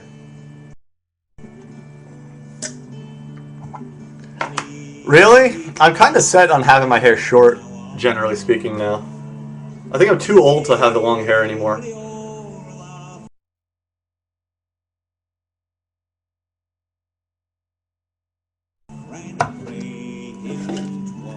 I don't know, there is something about older people with long hair that you tend to take them less seriously. Oh no, I'm definitely getting mouth cancer before I get anal cancer.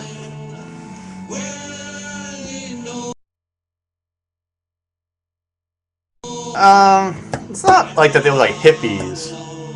I think it's just, it makes you easier to pigeonhole. You know? Like, for example, I had a very strong Long Island accent at one point. And I no longer do, I hope. It's the same thing. As soon as people hear you speak, they kind of pigeonhole you. And so for many things, work, relationships, it can be a negative, I think, anyway. Hello, Takendo Jack. How did you train your way out of your accent? I did in university, in some courses for radio. It's not unlike learning a foreign language.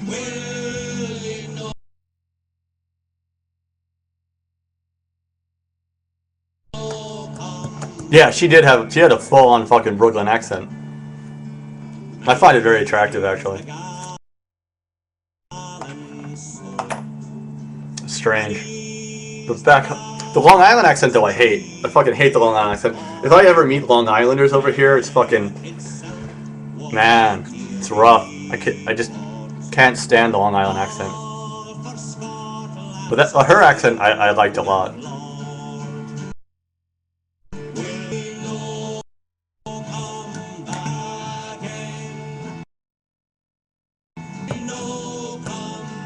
Yeah, pretty much every Long Islander hates Jersey too, so.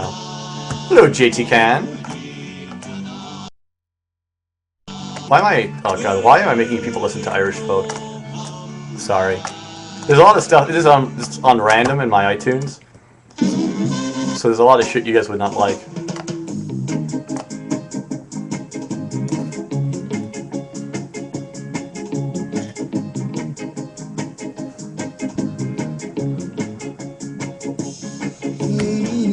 Now, I think New Jersey is the chode of America.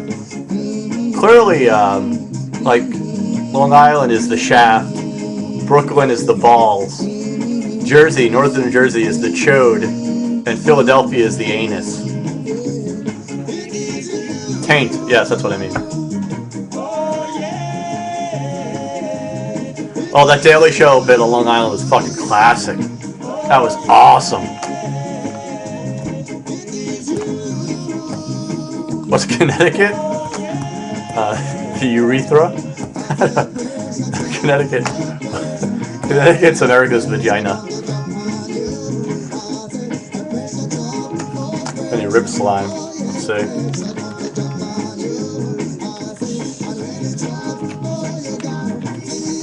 No, I don't. What? I thought I did. I could have sworn I had some in the video once. Boston's... Okay, I'll give you navel.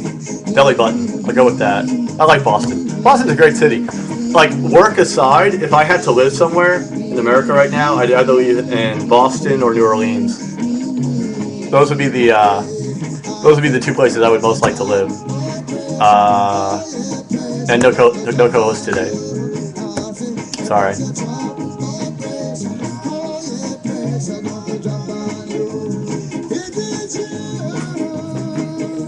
Oh, wait a minute, I have an idea.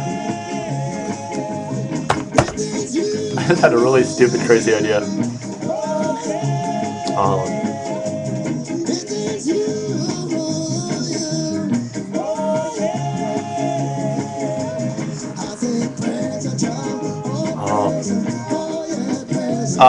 You've missed an hour, an hour and a half or so, but nothing particularly exciting has happened, as one might expect.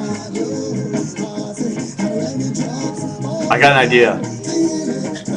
I'm gonna sign up for a blogTV account for Kenji, and I'm gonna get him to co-host.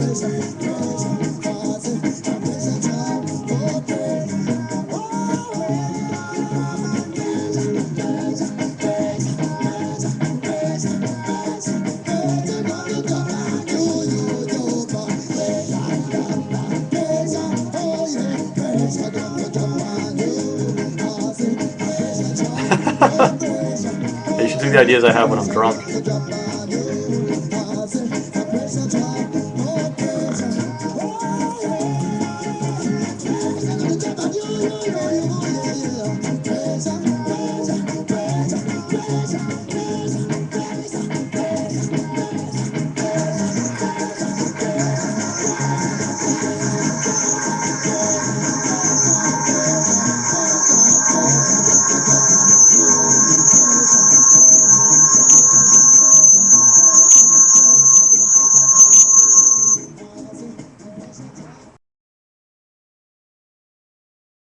Alright. That's alright.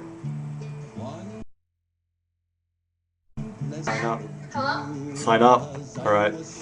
Any ideas for a good account name?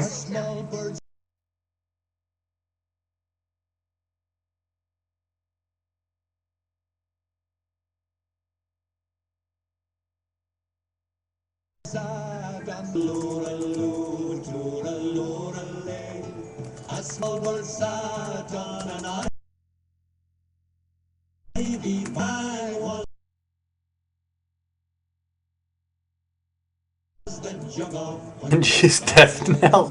Kenji rules. I heart Kenji, we all Kenji. Fish Stick 99. I like that one.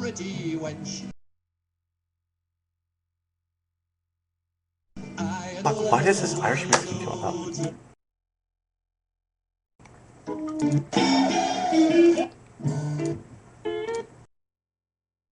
You must.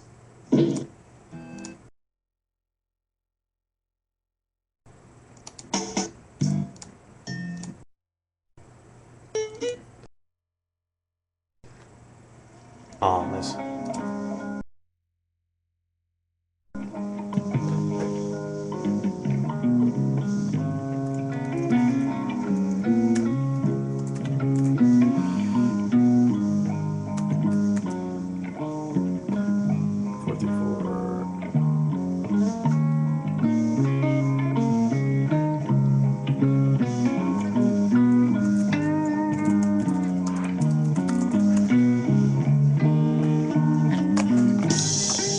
Kenji sushi is good. I think I go with Kenji the fish if it's available. Nice.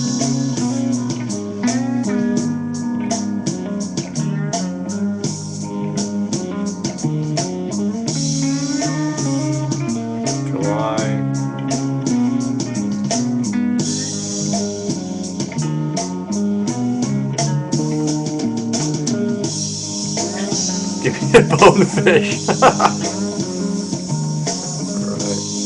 Oh, I gotta agree to the terms. Oh, yeah. Kenji, you agree to the terms of use?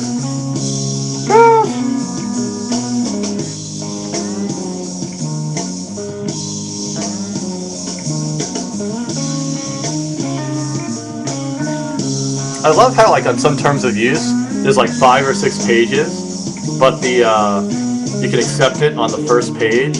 That's awesome.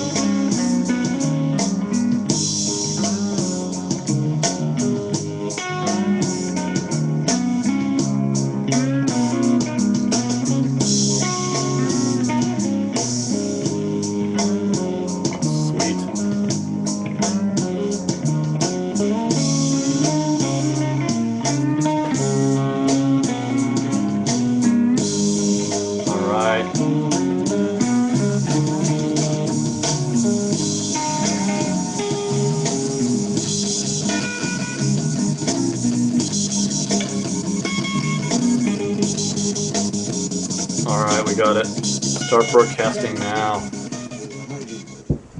One thing I can say about track and court for an exhibitionist. They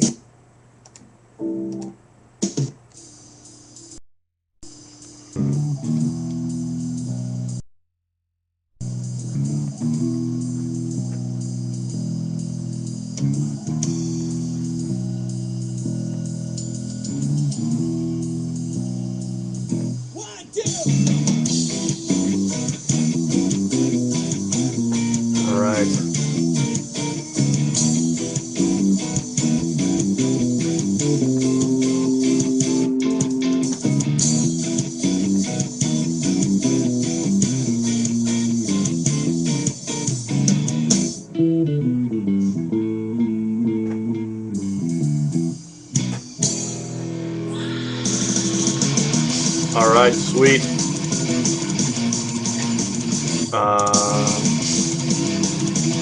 Find me.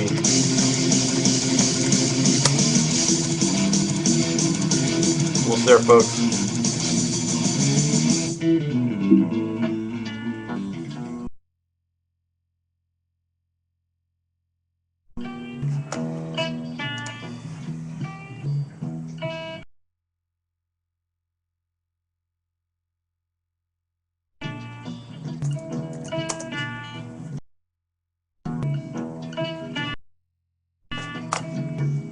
Oh, I can't see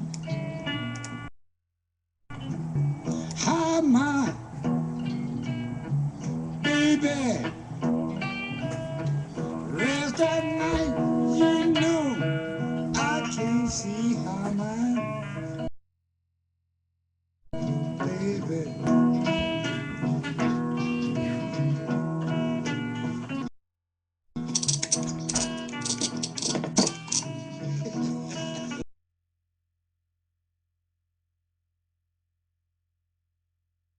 Oh, I know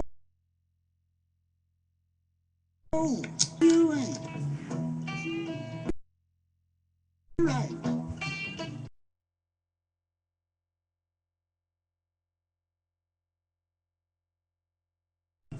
Nice!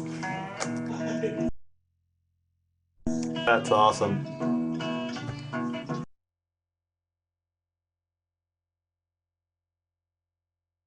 Special guest Kenji. Well, Put some more lights on in there. Grand home. Be mine.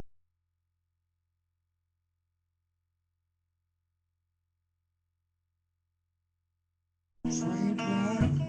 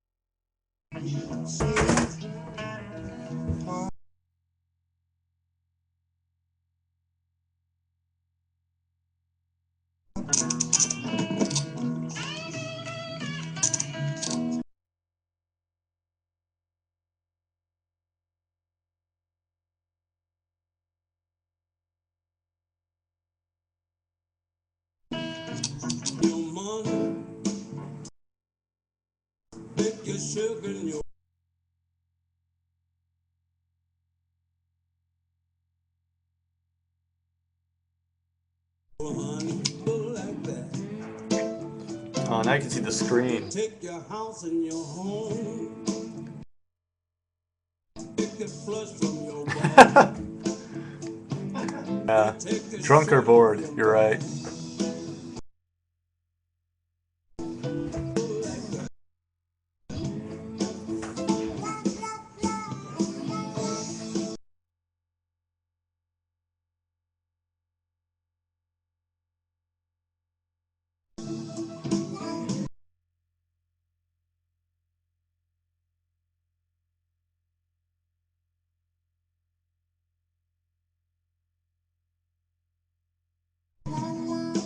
Right, that's sweet.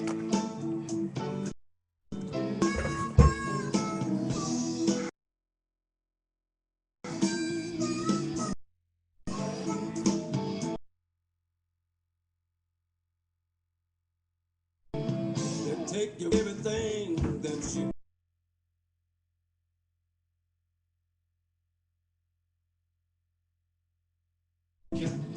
people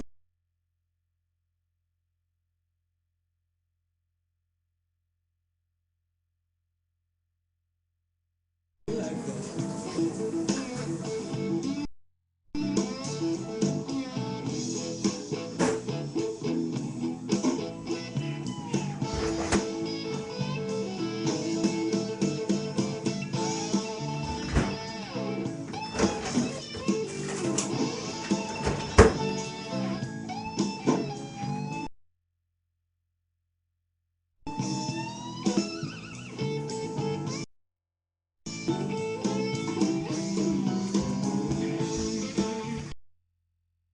Alright.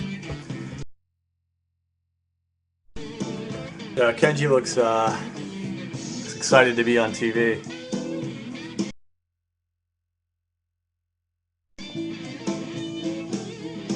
Did I? Did I fuck it up?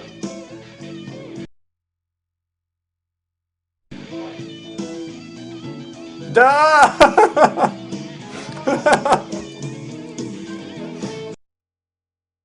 That's funny. Alright, well. Oops. Oh well.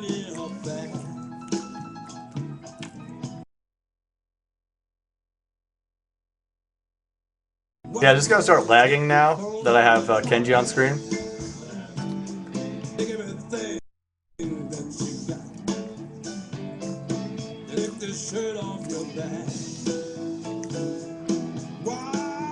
Why is it? That's not fair that Kenji's less lagged than I am.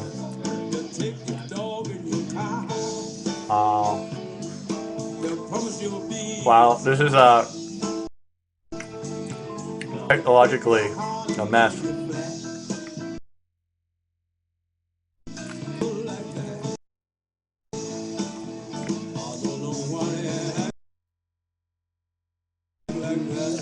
I have to record this. This is my first ever live co-host with my fish, Kenji.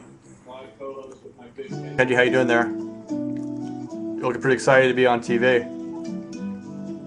So I guess we start today's interview. Just tell us a little bit about yourself and yeah, how you came to be in Tokyo, what you do here. Please.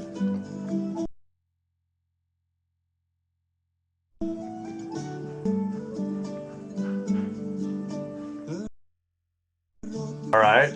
Okay. He's not very talkative today.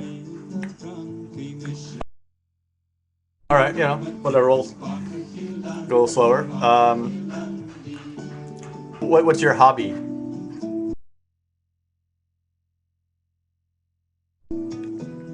back and forth inside a tank. Okay. Alright. Interesting. Wow, he is freaking out. Maybe he's just nervous because of all the attention. Oh, fish. Ah! Nasty cherry.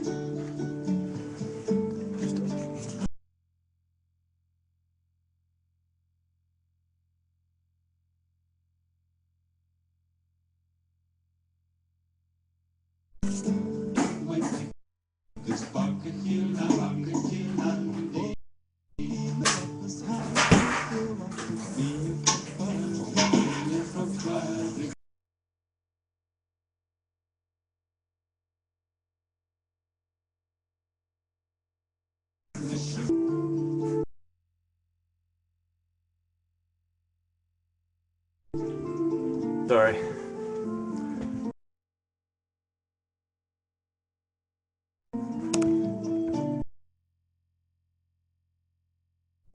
There we go. Practice fishing with Kenji. Someone does that, I'm sure. Someone has like their own fish at home and like fishes with them. I'm sure that's possible.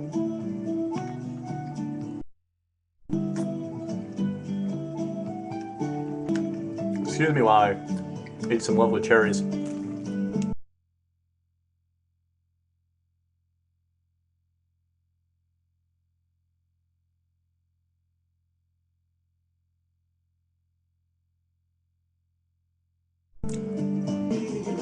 Gonna get cut off in a few minutes. I'll leave him until the battery dies at least.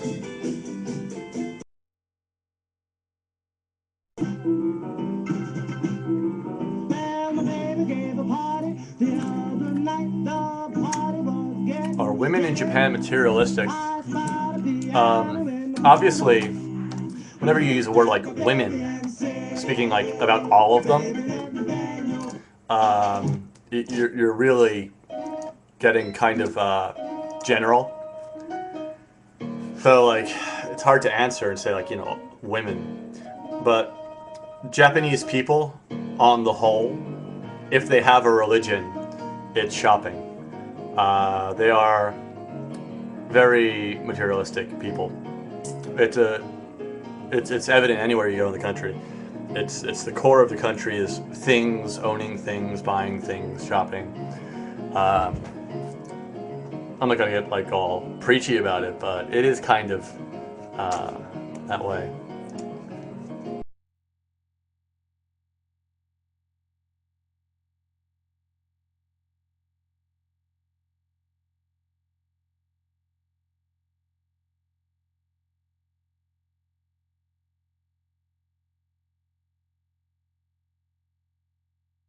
Sorry, I forgot it was recording there. But yeah, Japanese people tend to be materialistic. Yeah, and a lot of bad things come with that, obviously, but women especially, yeah. Like a lot of guys in Tokyo are very conscious about wearing brand goods and things like that, which I suppose they do in a way to attract the opposite sex, but...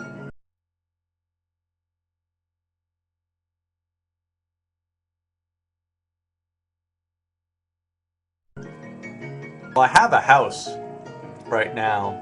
I'm renting, not buying. I see no reason to ever get a car. I mean, just there's no point as far as I can tell. I don't know. It's difficult to do anything permanently in this world. Been on that for a while. But I don't know. I'm just happy with things as they are, so I see no need to change them, despite the fact I am becoming an old man.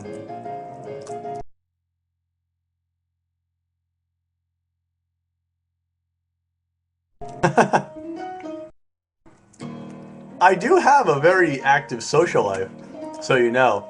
I just don't videotape the... Wow. I just don't put them in my fucking YouTube videos. God, why in hell would I ever do that to some poor girl? Subject her to you people.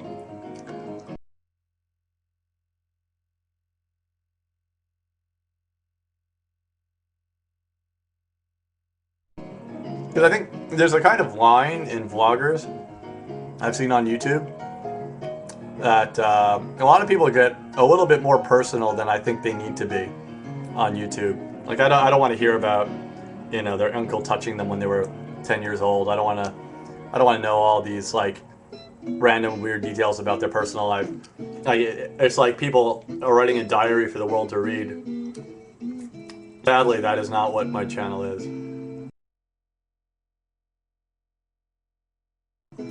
Uh-oh. Died. I'm thinking the battery on my laptop is finally giving out. Alright. Bye, Kenji.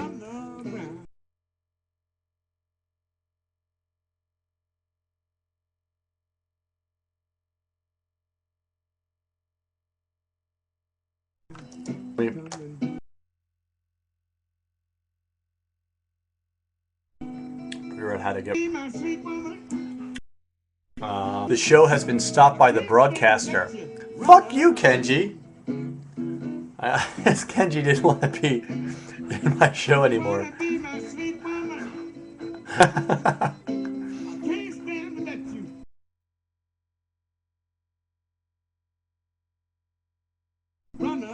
How do you undo this?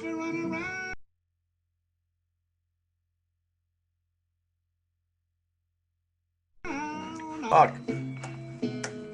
How do I get this little fucker off my screen? There we go. I guess Kenji's busy. He's got some stuff to take care of in his tank.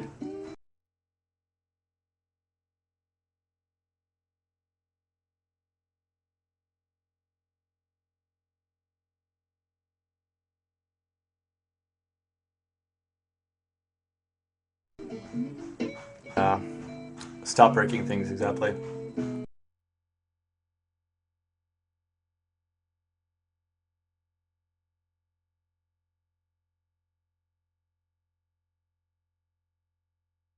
What's the McDonald's Rehydrate commercial?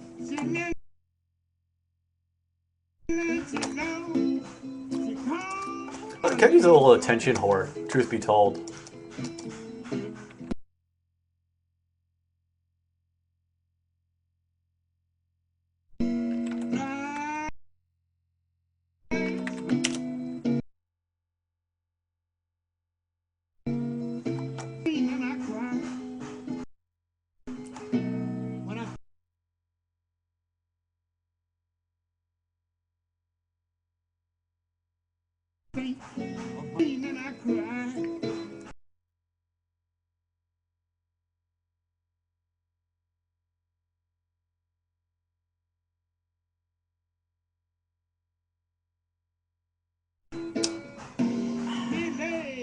Brings you back to life, like the great taste of McDonald's and a refreshing Coca-Cola.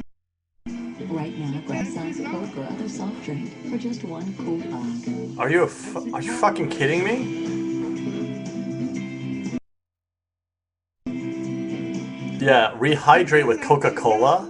Yeah, I'm sure that's what like every fucking athlete uses. Or like, yeah, like you're traveling through the Sahara. Make sure you bring a Coca-Cola with you.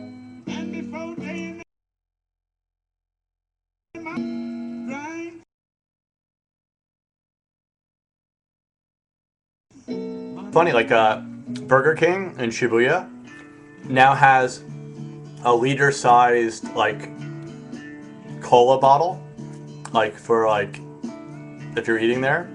I swear to God, the Japanese people think it's like for two people. It's hilarious. It's like it's a normal big-sized American cola.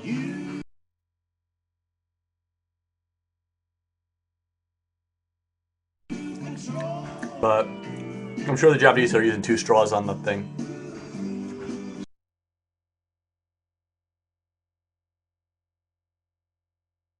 I actually haven't seen this happen, but I can imagine that that would be what a Japanese person would do, because they could never imagine that a single person would want to drink that much of anything. Starbucks, like, actually, it used to be that just in gaijin heavy neighborhoods like Roppongi used to have the Vendi, but now pretty much every Starbucks has the Vendi size now.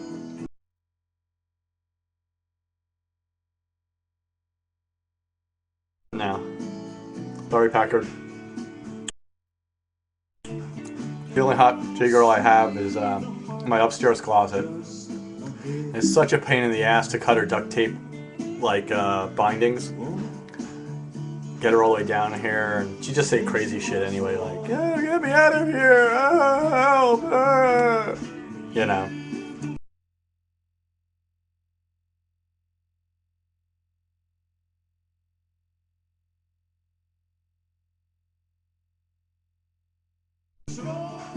No, like I think nowadays, like, the Vendi is pretty much everywhere in every Starbucks in Tokyo. It depends on the drink, though. I think some drinks they don't do Vendi. Exactly, Silent Loot.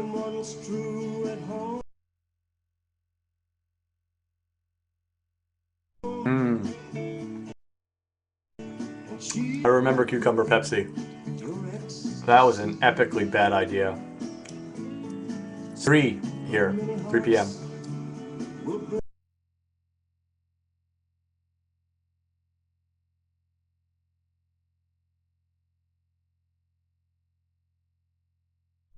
Uh-oh. I'm running out of cherries.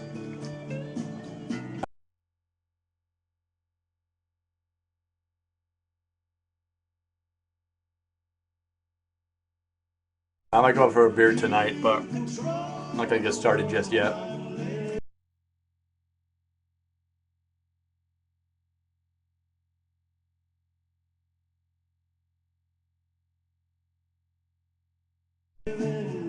JT can. Usually.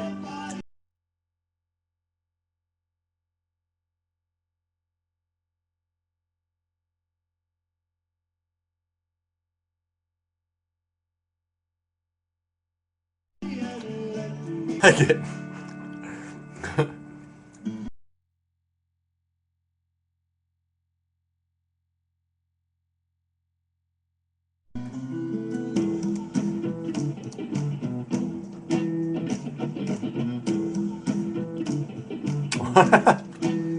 Oh yeah, DJ Bear. Nothing is sexier than YouTube. Yeah, I did see Idiocracy. That's a great movie. Well underrated. I enjoyed that film a lot.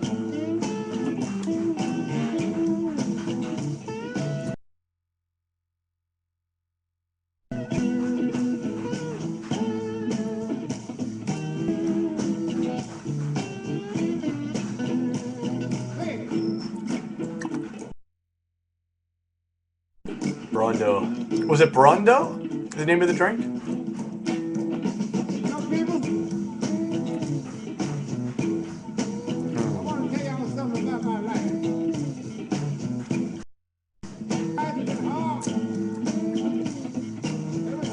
The funny thing about that movie Idiocracy, though, is it really wasn't that far off the mark. It was pretty close. It was pretty close.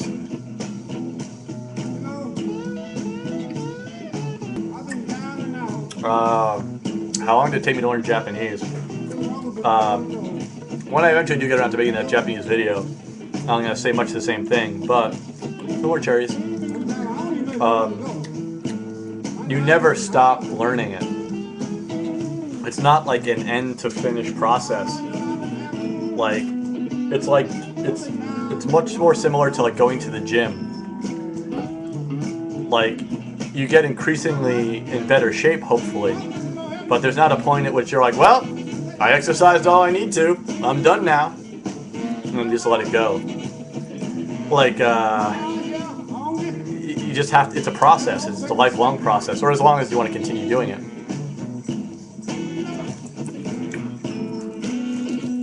Tokyo Cowboys is a good movie.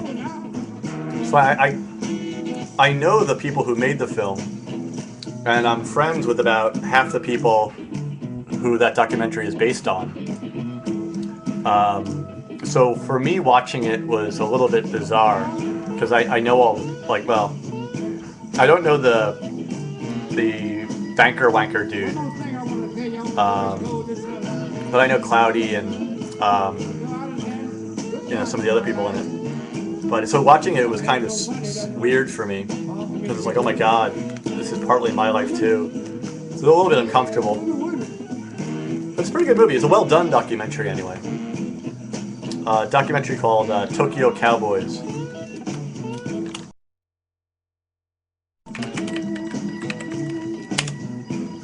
That's an excellent, very well done documentary. But it's basically about men who lives in Tokyo and why they are here. The key thing though is it was made by a girl who was dumped by a guy who moved to Tokyo and never came back. So there's a little bit of a slant to the documentary.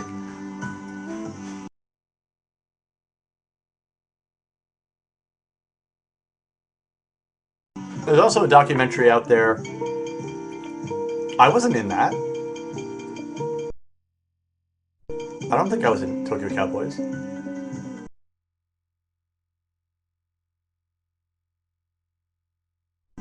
I don't know. I remember that they filmed at a bunch of shows that I was playing at. They interviewed me a couple times. I don't think I made it into the film. And there's another documentary called The Tokyo Comedy Store, which was made about my comedy group, which is, it's not perfect. I know the guy who made it, so I hate to criticize it, but it's a little bit meandering.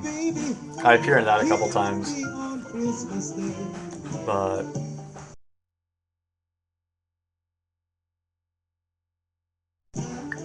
oh, that does look interesting. Happiness Space.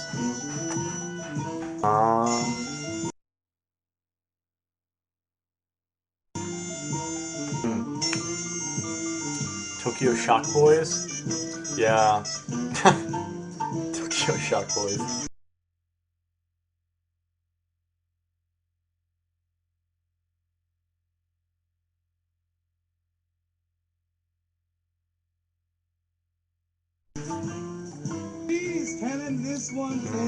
Silent Woot.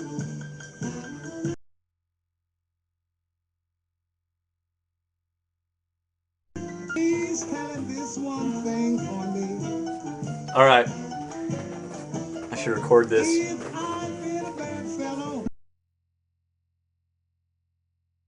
It's an excellent question. How long do you suggest a first-time tourist should spend in Tokyo who wants to see more than just the tourist traps? To answer the question simply, I think a month you would be done with the city by the end of a month.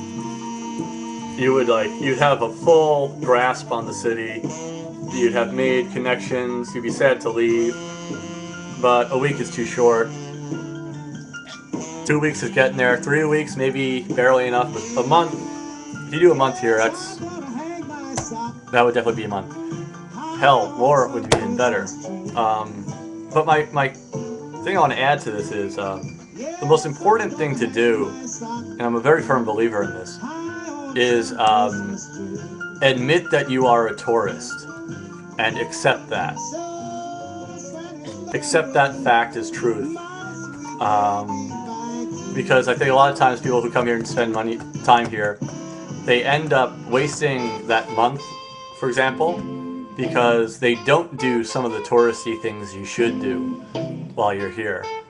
You know, it's fun to just like hang out in Tokyo. I'm very much the same way. I like to go, you know, just hang out in a coffee shop, experience the city, or like if I'm traveling another country, go check out a supermarket, stuff like that.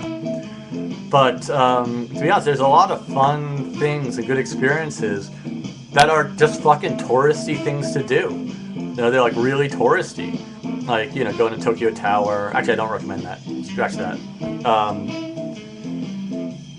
You know, basically, if you're going to be in the city for a month, you should make your best effort to do as much as possible while you're here.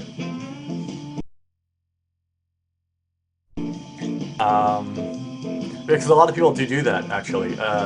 They get in this really like, no, I'm living here. I'm not a tourist. But to be honest, I live my life. I've been here 8 years, and I still live my life here every day as though I'm a tourist. Or I try to, at some extent. And what I mean by that is, it motivates me to go and do shit and see things, which you, like, if you actually live in a place, you don't do. You just, like, you get a couple friends and... Like, I was at this horrible place called The Hub last night. The Hub is a chain of British bars, but there's one near my house. So I'll stop by there sometimes at night to do some writing, have a drink and a snack. And I run into this woman who I met at another bar a couple weeks ago. And she's been here like a couple months, maybe. And so I started saying, hey, how you doing? Oh, nice to see you again. She's actually from New York as well, from Brooklyn. And she's like, oh, great. I was like, wow, funny seeing you here again. I guess, do you come here every now and then? She's like, oh, yeah, I'm here every day. I was like, oh. And she like clumped up to this group of like locals at that bar. I know all of them because I've been there many times. But I don't hang out with them generally because like, there are like 30-something people who just hang out every night at the same bar and drink. And she's like gotten in with that crowd, and I could see she's really enjoying herself because like in a month, like in a short span of time, she's found this group of fun people who go drinking, and she likes them, and they get along, and most of them speak English. And so now, I think she's a student here. What she does is every night go to the Hub and hang out with these like Japanese people and drink. And it's like, you lie to yourself at some level and say that you are really enjoying your experience in Japan, but actually all she likely ever does, and I don't know well enough to judge her like this, but is hang out in that bar or another bar with the same people day after day, having the same idiotic conversations most likely. When there's a whole other fucking city out there. There's a whole world out there of shit to do, but it's quote unquote touristy stuff. Like go to museums, go to events. There's a lot of shit, you know, but it's like she very quickly found her little clique of friends at the bar, and now I'm pretty sure that's all she does. According to her anyway. She's like, oh yeah, stop by any night at that other bar. I'm there every night. It's like, okay. Good thing you moved to Asia then. I did that too. I mean, I had stretches of time where I did that as well. It's a very, very natural thing. You find like a clique of people, a group of friends, like maybe the teachers at your eikaiwa, or like someplace in your neighborhood, and then your life becomes like 90% that, and only that. And if you're living in a foreign country, it's such a waste, because every day, literally, you could go out and experience something new and different. You could do that in your hometown too. I mean, it's basically the same thing you do, like at home normally. Like in LA, when I lived in LA, I had my group of friends. I had a couple different bars I'd like to go to. Like we go to the same places, do the same shit every week. We had fun, but at the end of it, I saw a very small percentage of LA because I was just hanging out with friends, you know. And there's nothing wrong with hanging out with friends, but if that's all you do, you know. So like the month in Japan can be used different ways, but I would try to keep the spirit of a tourist as long as possible inside of you and do shit.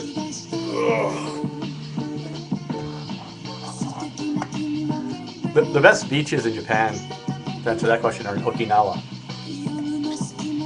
Near Tokyo, there's some kind of bullshit beaches, but they're not that bad. But Shonan down in Kanagawa, and out in Chiba, there's some beaches as well. But actually, the ones in Chiba and Ibaraki are nicer. But they're at least like an hour by train to get there from where I am right now.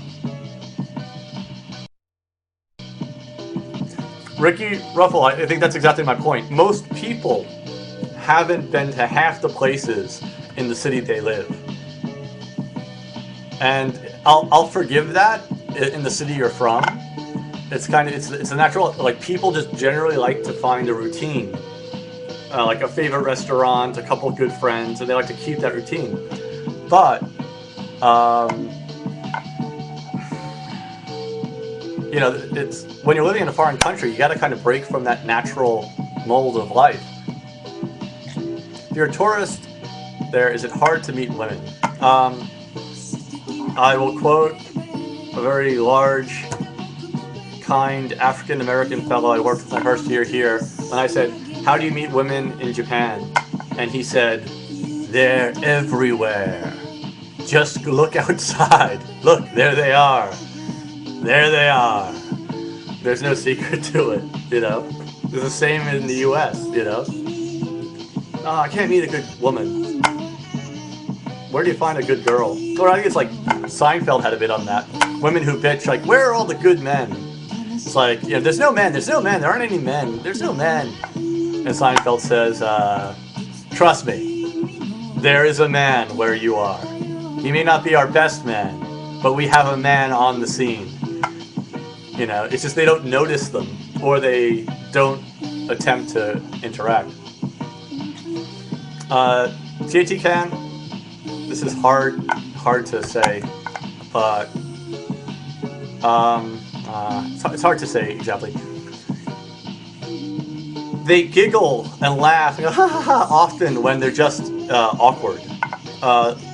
Strangers don't talk to other strangers in Japan.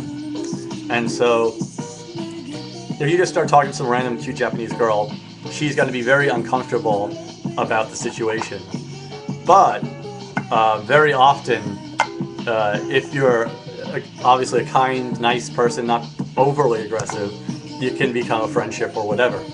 You know, it's completely possible.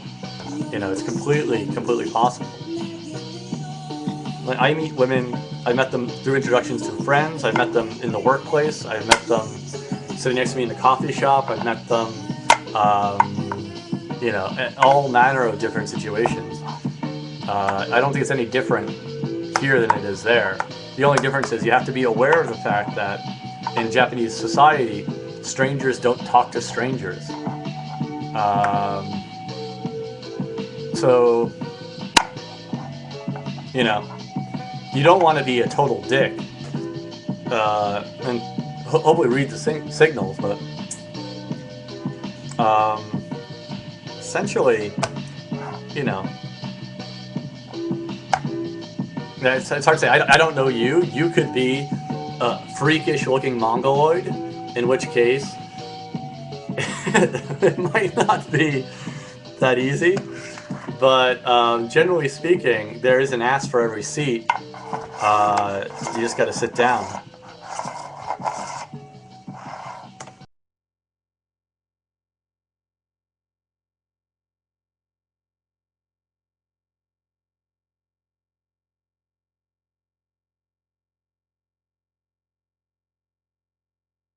There's actually a guy who I hate more than anything in this world.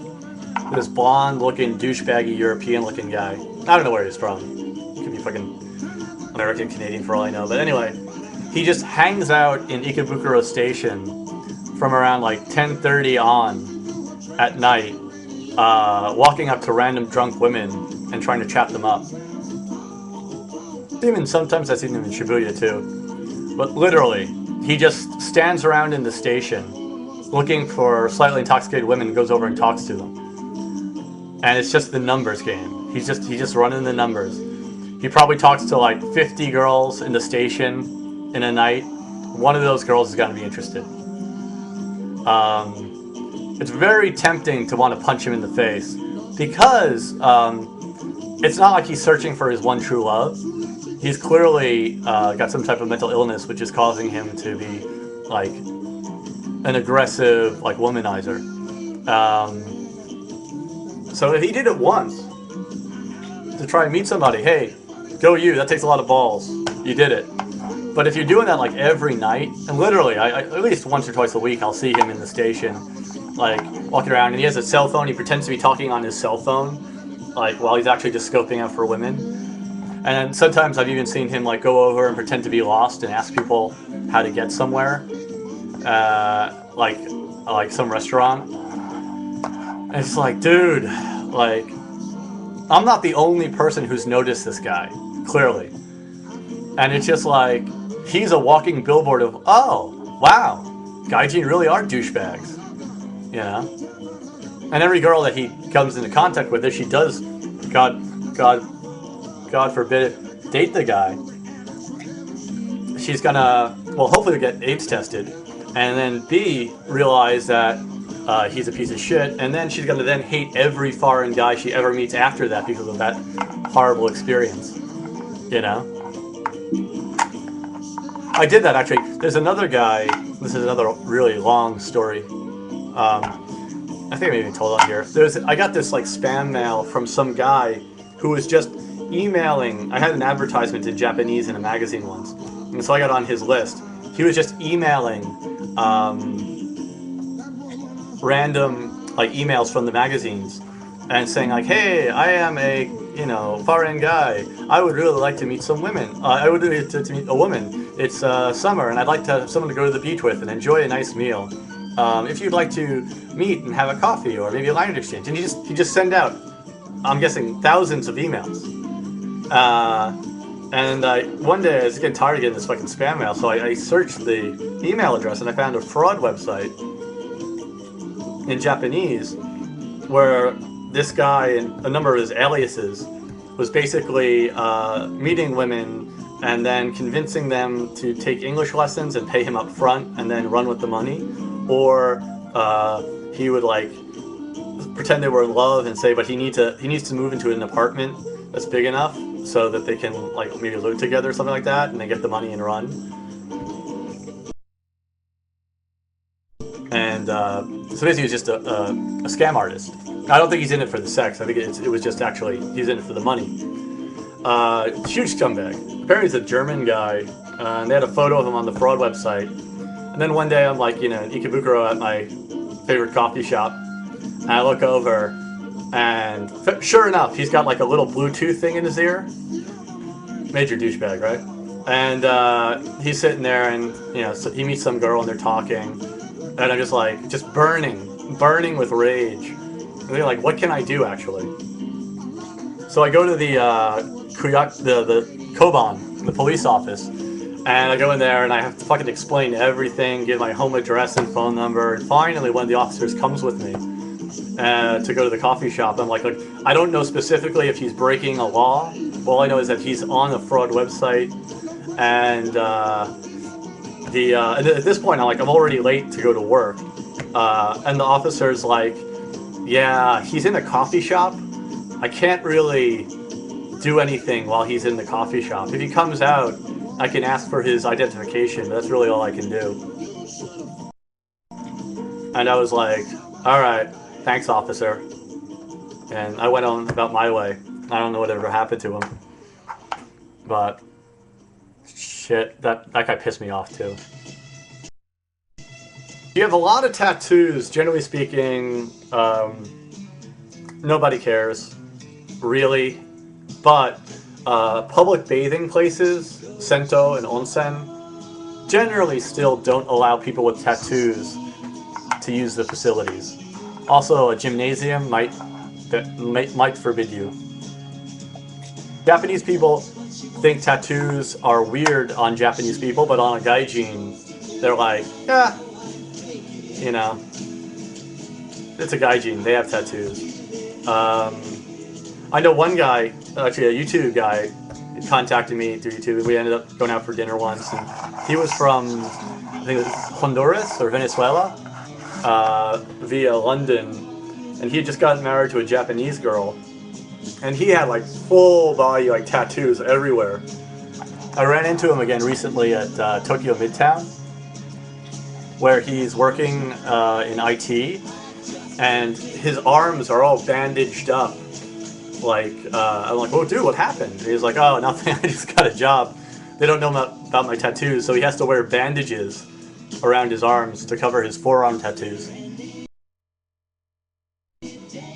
Because he didn't want to go to the job interview, with the tattoos.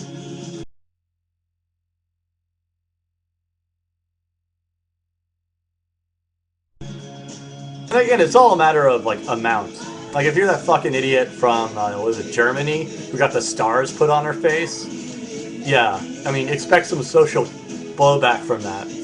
But if your tattoos are like, you know, not so noticeable, as long as you don't have like a fucking SWAT sticker on your forehead, you should be fine.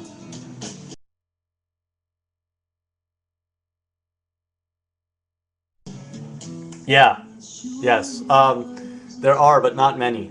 And basically what you have to do is, you have to find out which bars have which cable systems, and whether or not those cable systems carry it. But there's specifically in Roppongi, there's a sports bar called, shit, what's the name of that place? Like American Sports Grill or something like that. But they're open like 24 hours a day, basically. And they have like TVs everywhere, and you can actually ask them to put on whatever sporting event on like the TV you're watching. They get a ton of people going in there for all different sports events from around the world. There's other things, like I've even seen one setup. I think it was a UK soccer match, like Premier, I don't know what it was. But it wasn't broadcast on any cable channel. So this bar called the Hobgoblin had a guy in the UK set up a web camera on his TV in the UK, and they streamed it to the bar from that guy's house in the UK. And like a bunch of people had like a party there to watch the game. A lot of the soccer matches are on here, but for some reason, whatever this was, it wasn't. It wasn't that big, I guess. No. I didn't watch the NBA Finals this year. I haven't caught a lot of sports. But I've been to the Super Bowl a couple times. You go like 5 a.m. to some bar and watch the Super Bowl. That's fun.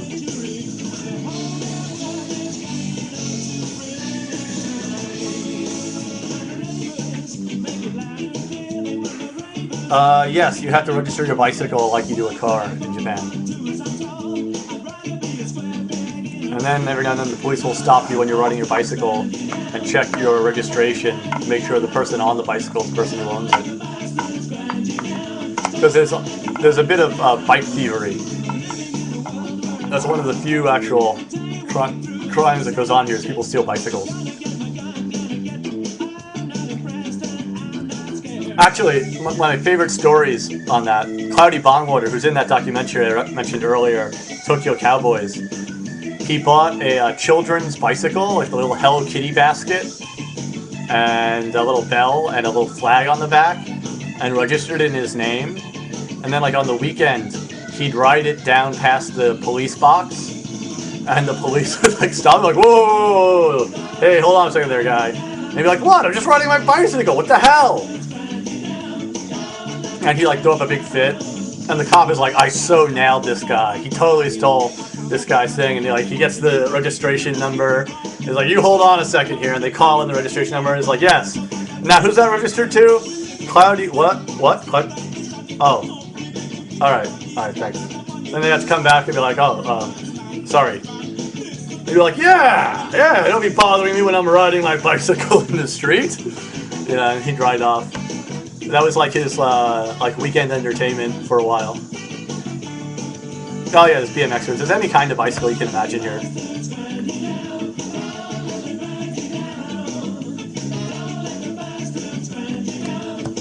Yeah, Cloudy. That's an amazing man. In a way. I have a weird bicycle situation. My bicycle was given to me by a stalkerish woman, former student, and she bought it, registered, gave it to me, and I was like, oh, a bicycle, that's appropriate, and brought it home. And the thing is, to change the registration, I think I had to contact her, and no, she was not hot. Very, very sweet, very nice, like 40-something married woman. And the thing is, if I want to change the registration, I believe I have to contact her to do it, and I really do not want to contact her or give her any contact information for me. She has one email of mine, which I just don't respond to, so I think she thinks maybe it's inactive or something. But yeah, but it's like now every time I ride the bicycle, I have to remember the name of the woman who gave it to me. So if the police stop me, I can say, "Oh, it was a gift from so and so," or I can just say, "Oh, it's my girlfriend so and so's bicycle." If you know the name of the person it's registered to, you should be fine. I have no ideas what the penalties for riding under a bicycle are. Are you wearing mascara? Are you fucking kidding me? No. And besides, we call it guy liner. I do have long eyelashes. Not much graffiti, and it's mostly in like places where it wouldn't bother anyone, like on the side of train tunnels, things like that. There's not a lot of graffiti though. Usually near train tracks there is some though.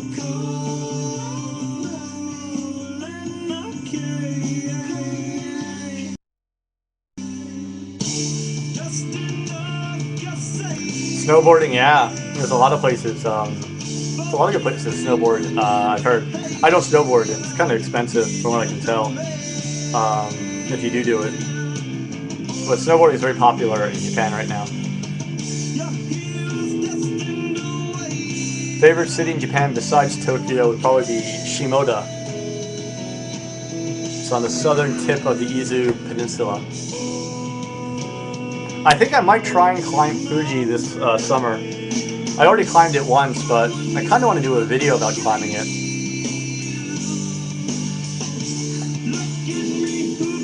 Shimoda is just gorgeous. It's this little town on the sea with huge mountains behind it. It's just a beautiful, beautiful town. And it's got some money too. So there's some nice like restaurants, cafes. It's just a beautiful, beautiful place.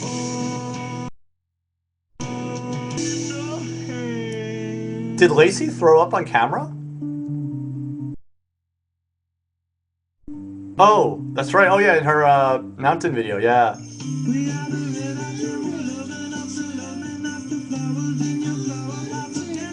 Jeff from Cali. Yes. Yes, it's true.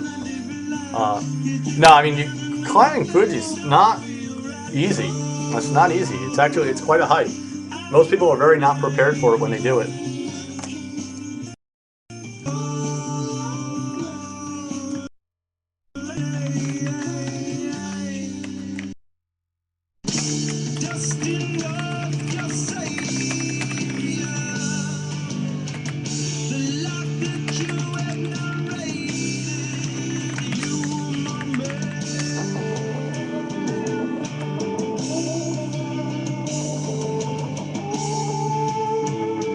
PB&J. Not really. Yeah, just cute shit's popular.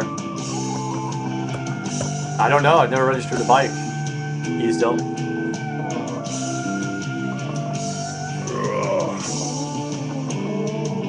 Yeah, someone asked that before, sorry I didn't answer it. The JLPT, I took level 3 about 6 years ago, and I got like a 58 or something like that on it, which is like just barely failing. I never bothered retaking it. You know, JLPT is the Japanese language proficiency test. There's 4 levels, 1, 2, 3, and 4. 1 is the highest, 4 is the lowest. Asian Christmas music? What the hell is this?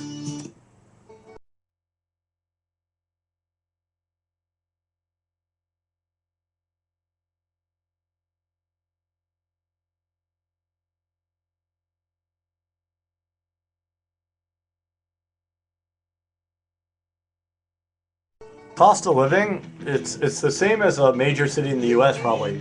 Like New York or LA are probably comparable to Tokyo's costs.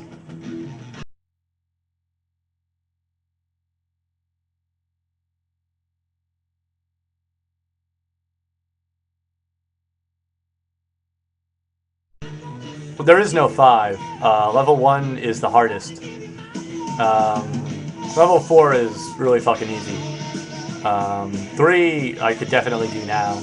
2, I don't know. My kanji's not very good, so I might have trouble with 2, but 1 would be impossible for me. I'm probably about a 2 right now. They added an extra one? Didn't. Really? There's 5 levels? Okay. I stand corrected.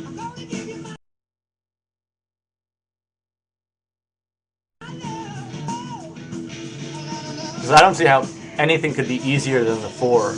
I don't see how that would be possible to have something easier than level 4. Like level 4 is like you've taken a 6-month university course. You should be able to pass that.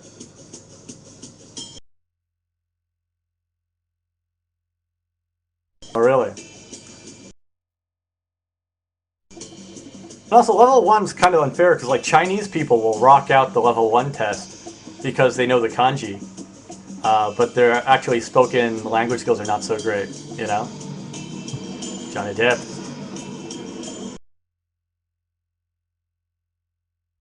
A lot of the higher level test is about kanji. So,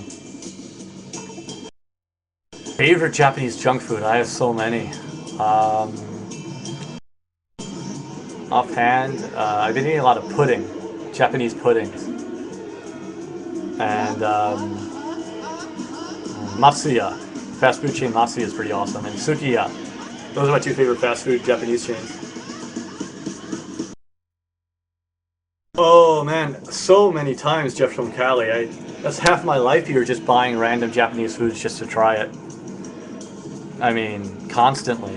Anytime I see something that looks new or interesting, gotta try it. Shochu is not fake beer, namakimono.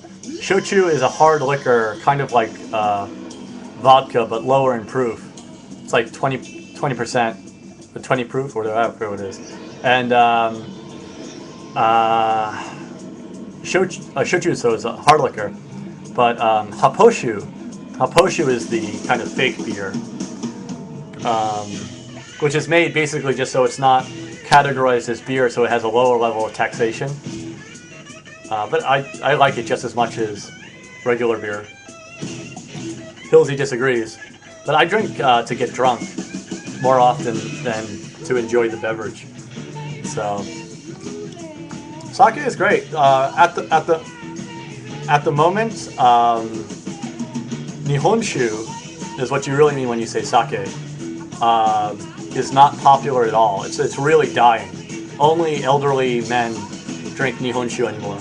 It's very uncool nowadays. But shochu is the popular drink. Again, it's kind of like a vodka, and they usually mix it with different juices, or green tea, or brown tea, or you mix it with anything. Nomi Hodai is dangerous, though. Yeah, no, actually, it's a true story. I was working at an English language school, this 4 or 5 years back, and there's this new teacher just arrived in the country. And he went out to the convenience store and he bought a can of shochu, which is decorated with like, grapefruits and shit on it. And he walks into the classroom and he taught like 2 classes with this can of shochu on his desk, drinking it while he was teaching. And he was an Asian kid. He started getting like all red. And so like me and the secretary were like, dude, you know that's alcohol, right? And he's like, what?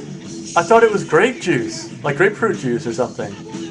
Like, it's so pleasant to drink. He didn't even realize he was drinking alcohol. And then, like, he was, like, literally drinking, like, it's literally like drinking a beer in front of your student. And, like, the 2 students he had didn't say anything. They were just like, okay, I guess this teacher really likes his alcohol. That was hilarious, though. Oh yeah, he's a really laid-back guy.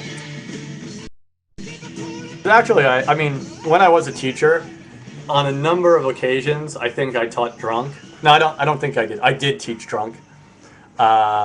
Like, you'd go for a lunch break and have a couple drinks and go back.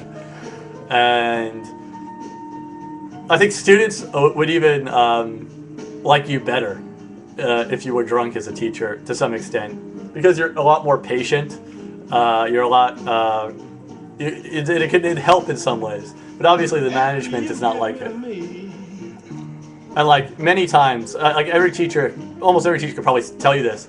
If you ever told your students you have a hangover, like they're awesome. Like because Japanese people have generally speaking, very liberal views towards alcohol. So like I remember going into like a 9 a.m. class, like it was just like going awful, and the guy's like, "Oh, teacher, are you okay?" I was like, "Oh man, I got a fucking horrible hangover," and he's like, "Oh, that's terrible. No, go get some water or something, you know." And like, and he's like, "Let's just chat today. Let's just relax." I was like, "Thanks, dude. Thank you." Because like they're the same way. Like before 11 a.m., very little gets done in a Japanese office. Convenience stores have like an entire shelf dedicated to hangover, like medicines and things like that. Namakimono, I think the only thing that really works is water. Drink a lot of water. As long as you drink water, you're fine. I'd like to be the one to tell him so.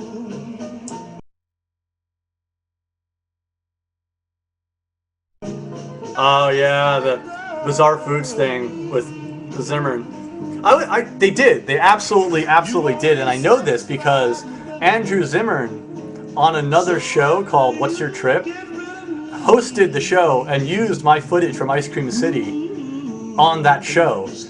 And then like a year later, he went there with his show. I mean, it's not stealing in any way. You can't copyright a location.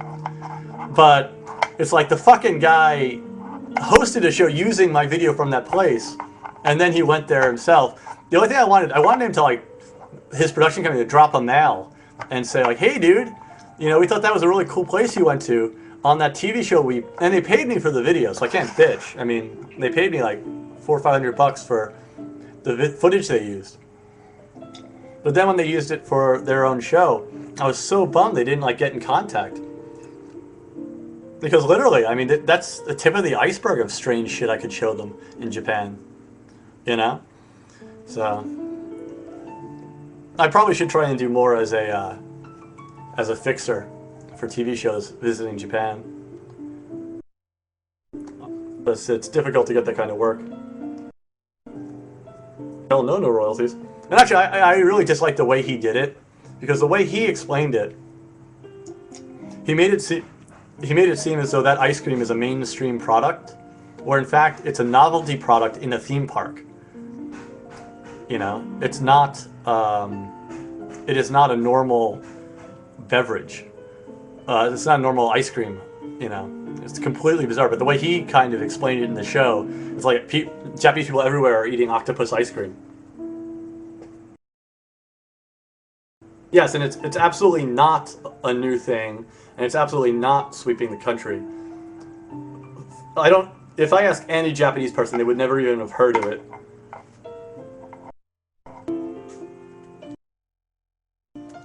Well, I mean, I give Zimmern a lot of credit. I mean, it's not easy to do a show with the clear mental handicaps the man has. You know, his physical and mental handicaps are so debilitating. It's amazing he's even able to dress himself.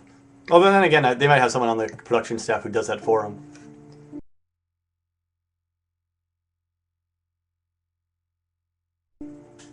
Oh, there's everything. Rice. Everything. There's everything. Anything you could want to do here, if you have the money, you can do it. Literally. Literally. Yeah, his adult diapers barely show. I think it's they frame him like from the waist up usually. Bourdain is so much better. I don't even like talking about them in the same conversation because they're so incredibly different. Bourdain is an actual awesome Awesome show.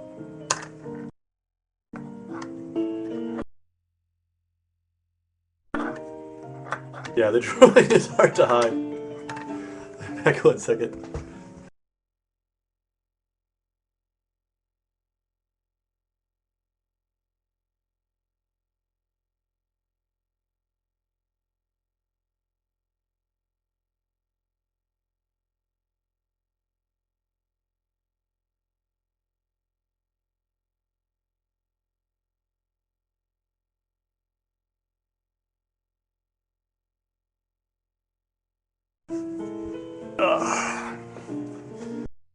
Don't worry, I will slow the life.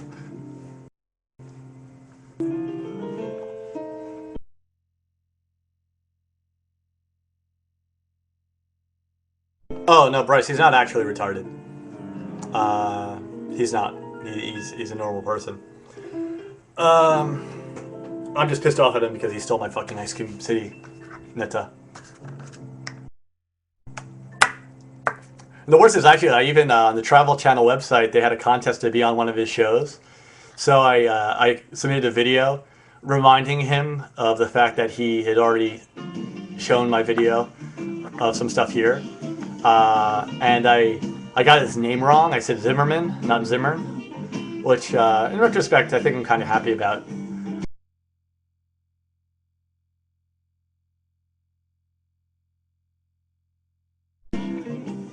Dom here? Oh, I missed him.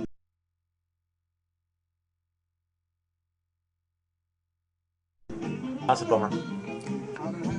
Yeah, now that Pineapple has left Japan, I think Dom has lost interest in me.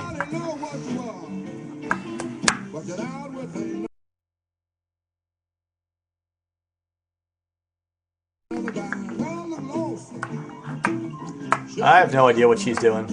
No idea. I have a policy, which I have kept to these 8 years quite strongly. And that policy is once you leave this country, you are dead to me. I have no desire to keep in contact with people I meet here and leave, because if I did, that would be about 100 people at this point. Like various people who are friends, like, you know, we hung out, drank, did stuff together, you know, for a year, 2 years, and then they fucked off. So it's like, as soon as someone leaves, they're kind of off my radar. It sounds cruel, but, you know, it's one of the only ways to keep sanity. Not really, Greg. Not really.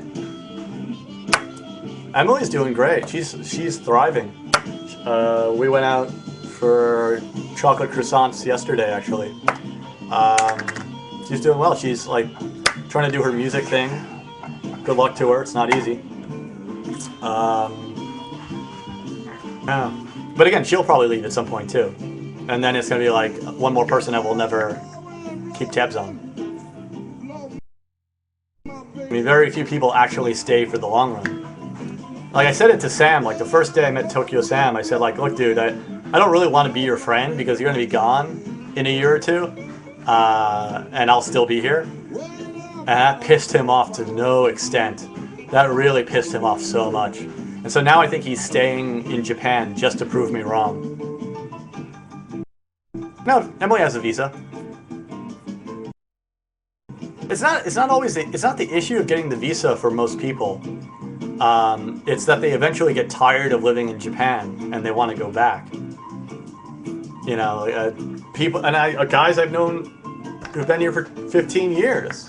They fucking say, ah, fuck it, I want to go home, and they go back. Everybody always leaves.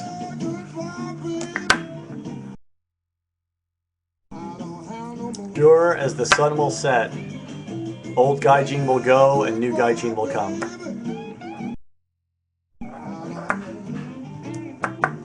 Me too, possibly, yeah. I mean, right now, I don't see me going anywhere in the next decade or so. But, you know, I had kids or something and I wanted them to grow up there, or I got a job that was actually worthwhile in the States, I'd be up for it. Anything's impossible. But for now, yeah, as far as I can see, the next decade or so, I'll probably be here.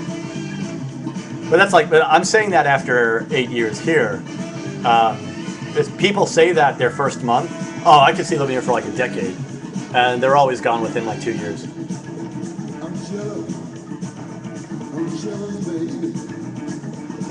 No. Not unless I start paying into the pension system, which I'm not.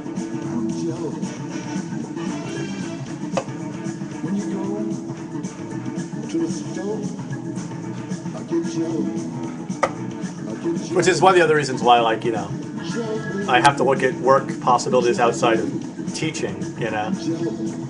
I've got to do something with my life so I can afford to retire one day.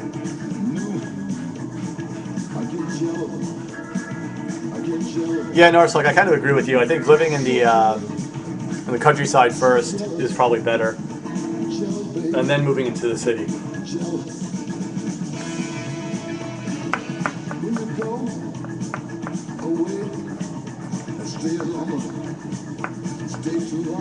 Sal, yeah, occasionally. But if they do, I usually leave it in. Because if people interrupt my filming, it ends up usually being funnier than if they hadn't.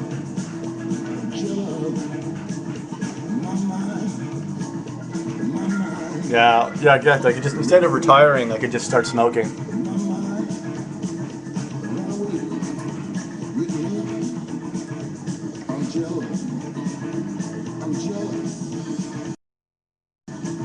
Surprisingly, I have very, very few bloopers. Very few at all. When I record video, I record pretty much only what is necessary to make the video. So I don't have any very interesting bloopers. Yeah, I mean, in the period that Swan's been gone, I have not thought about him once. I have not, like, emailed him to ask about how life is in Michigan. I have not done anything to, in any way,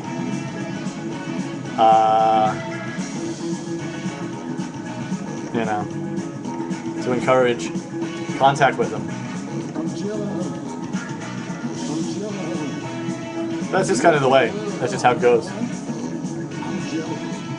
But no, yeah, if he's back, you know, hey. Casino, well, yeah, well, pachinko is gambling, though technically gambling is not illegal. Not legal.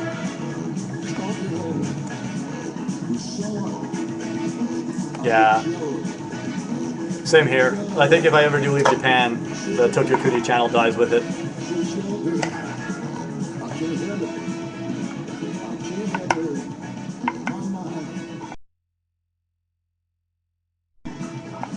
The pachinkos are owned by Koreans in general, often. See, like, a lot of industries, it's not unlike the US, a lot of industries that normal members of society don't want to be involved in. Like, for example, love hotels, pachinko, a lot of the arts and entertainment, surprisingly, like singing, things like that, tend to have a disproportionately high amount of Koreans because they can get into those industries a lot easier than they get into, like, you know, a Japanese med school. You know. Alcohol liquor shops are often Korean-owned. Similar in the States. Like, there's certain industries that certain minority groups dominate because they can dominate it. Because as an immigrant, that maybe they can't get access to other types of mainstream jobs.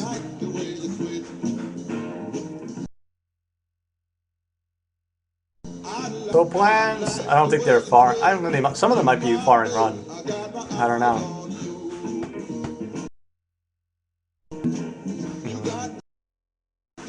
What is it? I think they're called the 3Ks. Kitanai. What is it?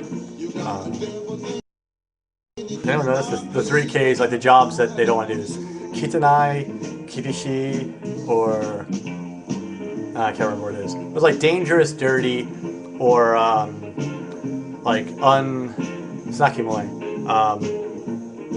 ignoble jobs. You know, tend to be foreigners.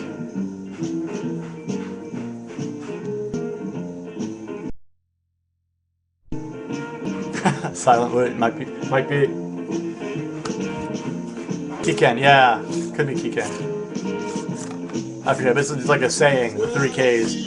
Nobody wants to do a job that involves those. In fact, this is very little known, but there's a class of untouchables, like you have in India, the caste system. There's a class called untouchables in Japan. They're known as Burakumin.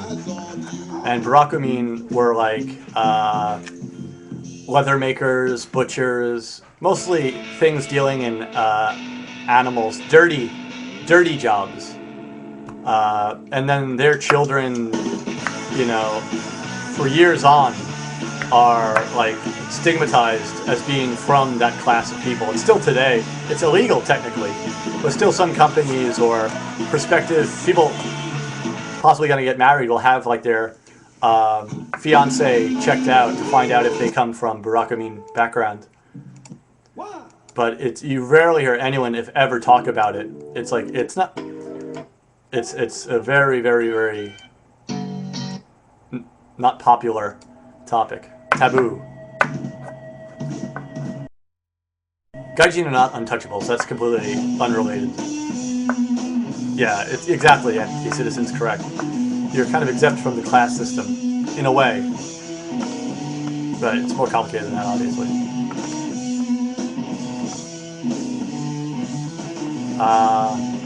There could have been, because basically certain neighborhoods of Tokyo that were known as Burakumin neighborhoods are like, those are the bad areas. It's kind of like if you live in LA and you're from the wrong area code, people go, oh, you're from there, you know.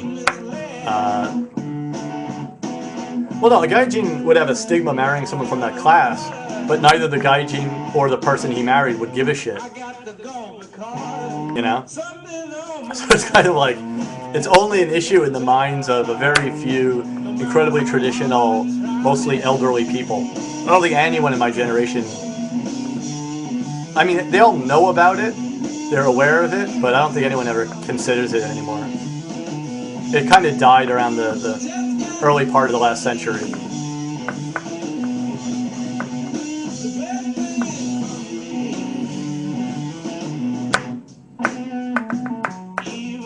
It's strange, Watcher 8.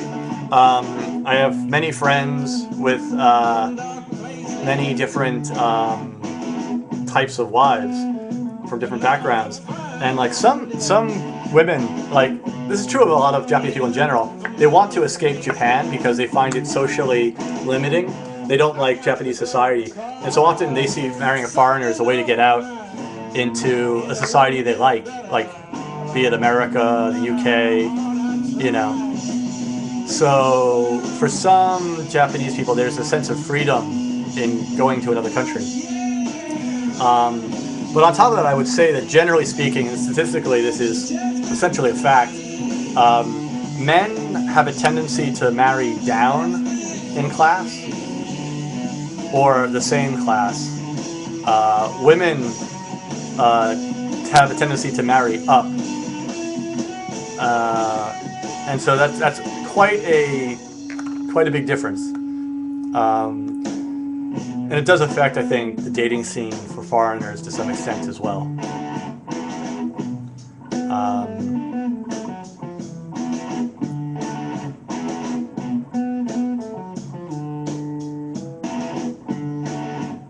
Sal, you mean, have I asked people to correct, have I asked them to stop speaking bad English?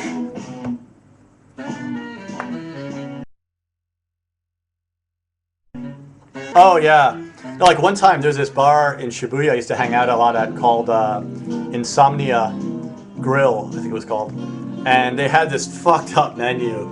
It was insane. It was just, it was like Google, it wasn't even Google Translate. It was like Boogle Translate, the Chinese knockoff. You know, it was horrible. And so one day I just said, hey, can I borrow your menu for a second? And they're like, sure. And I went and made a photocopy of it. And then I wrote out like what the English should be for them. It's like, here you go. This English is a lot better than what you have now. And they're like, oh, thank you. And then like a month later, the menu was gone altogether. They completely changed the menu. then I felt incredibly guilty because I think they changed it because I pointed out how bad their translations were. They just took it down. You know, I guess they were embarrassed by it. Actually, that bar is gone now, I think. It was a cool place. I used to like going there. That whole block. It was on the same block as Club Pure in Shibuya. That whole thing has been destroyed. It's become a parking lot now.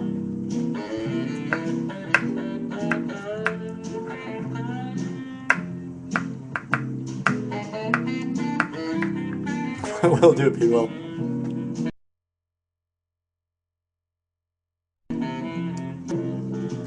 Oh, English. Alright, it's come up on 4 here, so I'm gonna go and make something of my day. Not that this hasn't been fun. It has, for me at least. For those of you who have been watching, I hope it has, but I seriously doubt that. Thank you guys so much for hanging out. I'm gonna have a guest next week, so it won't be just me and Kenji. Have fun, and I'll see you all later.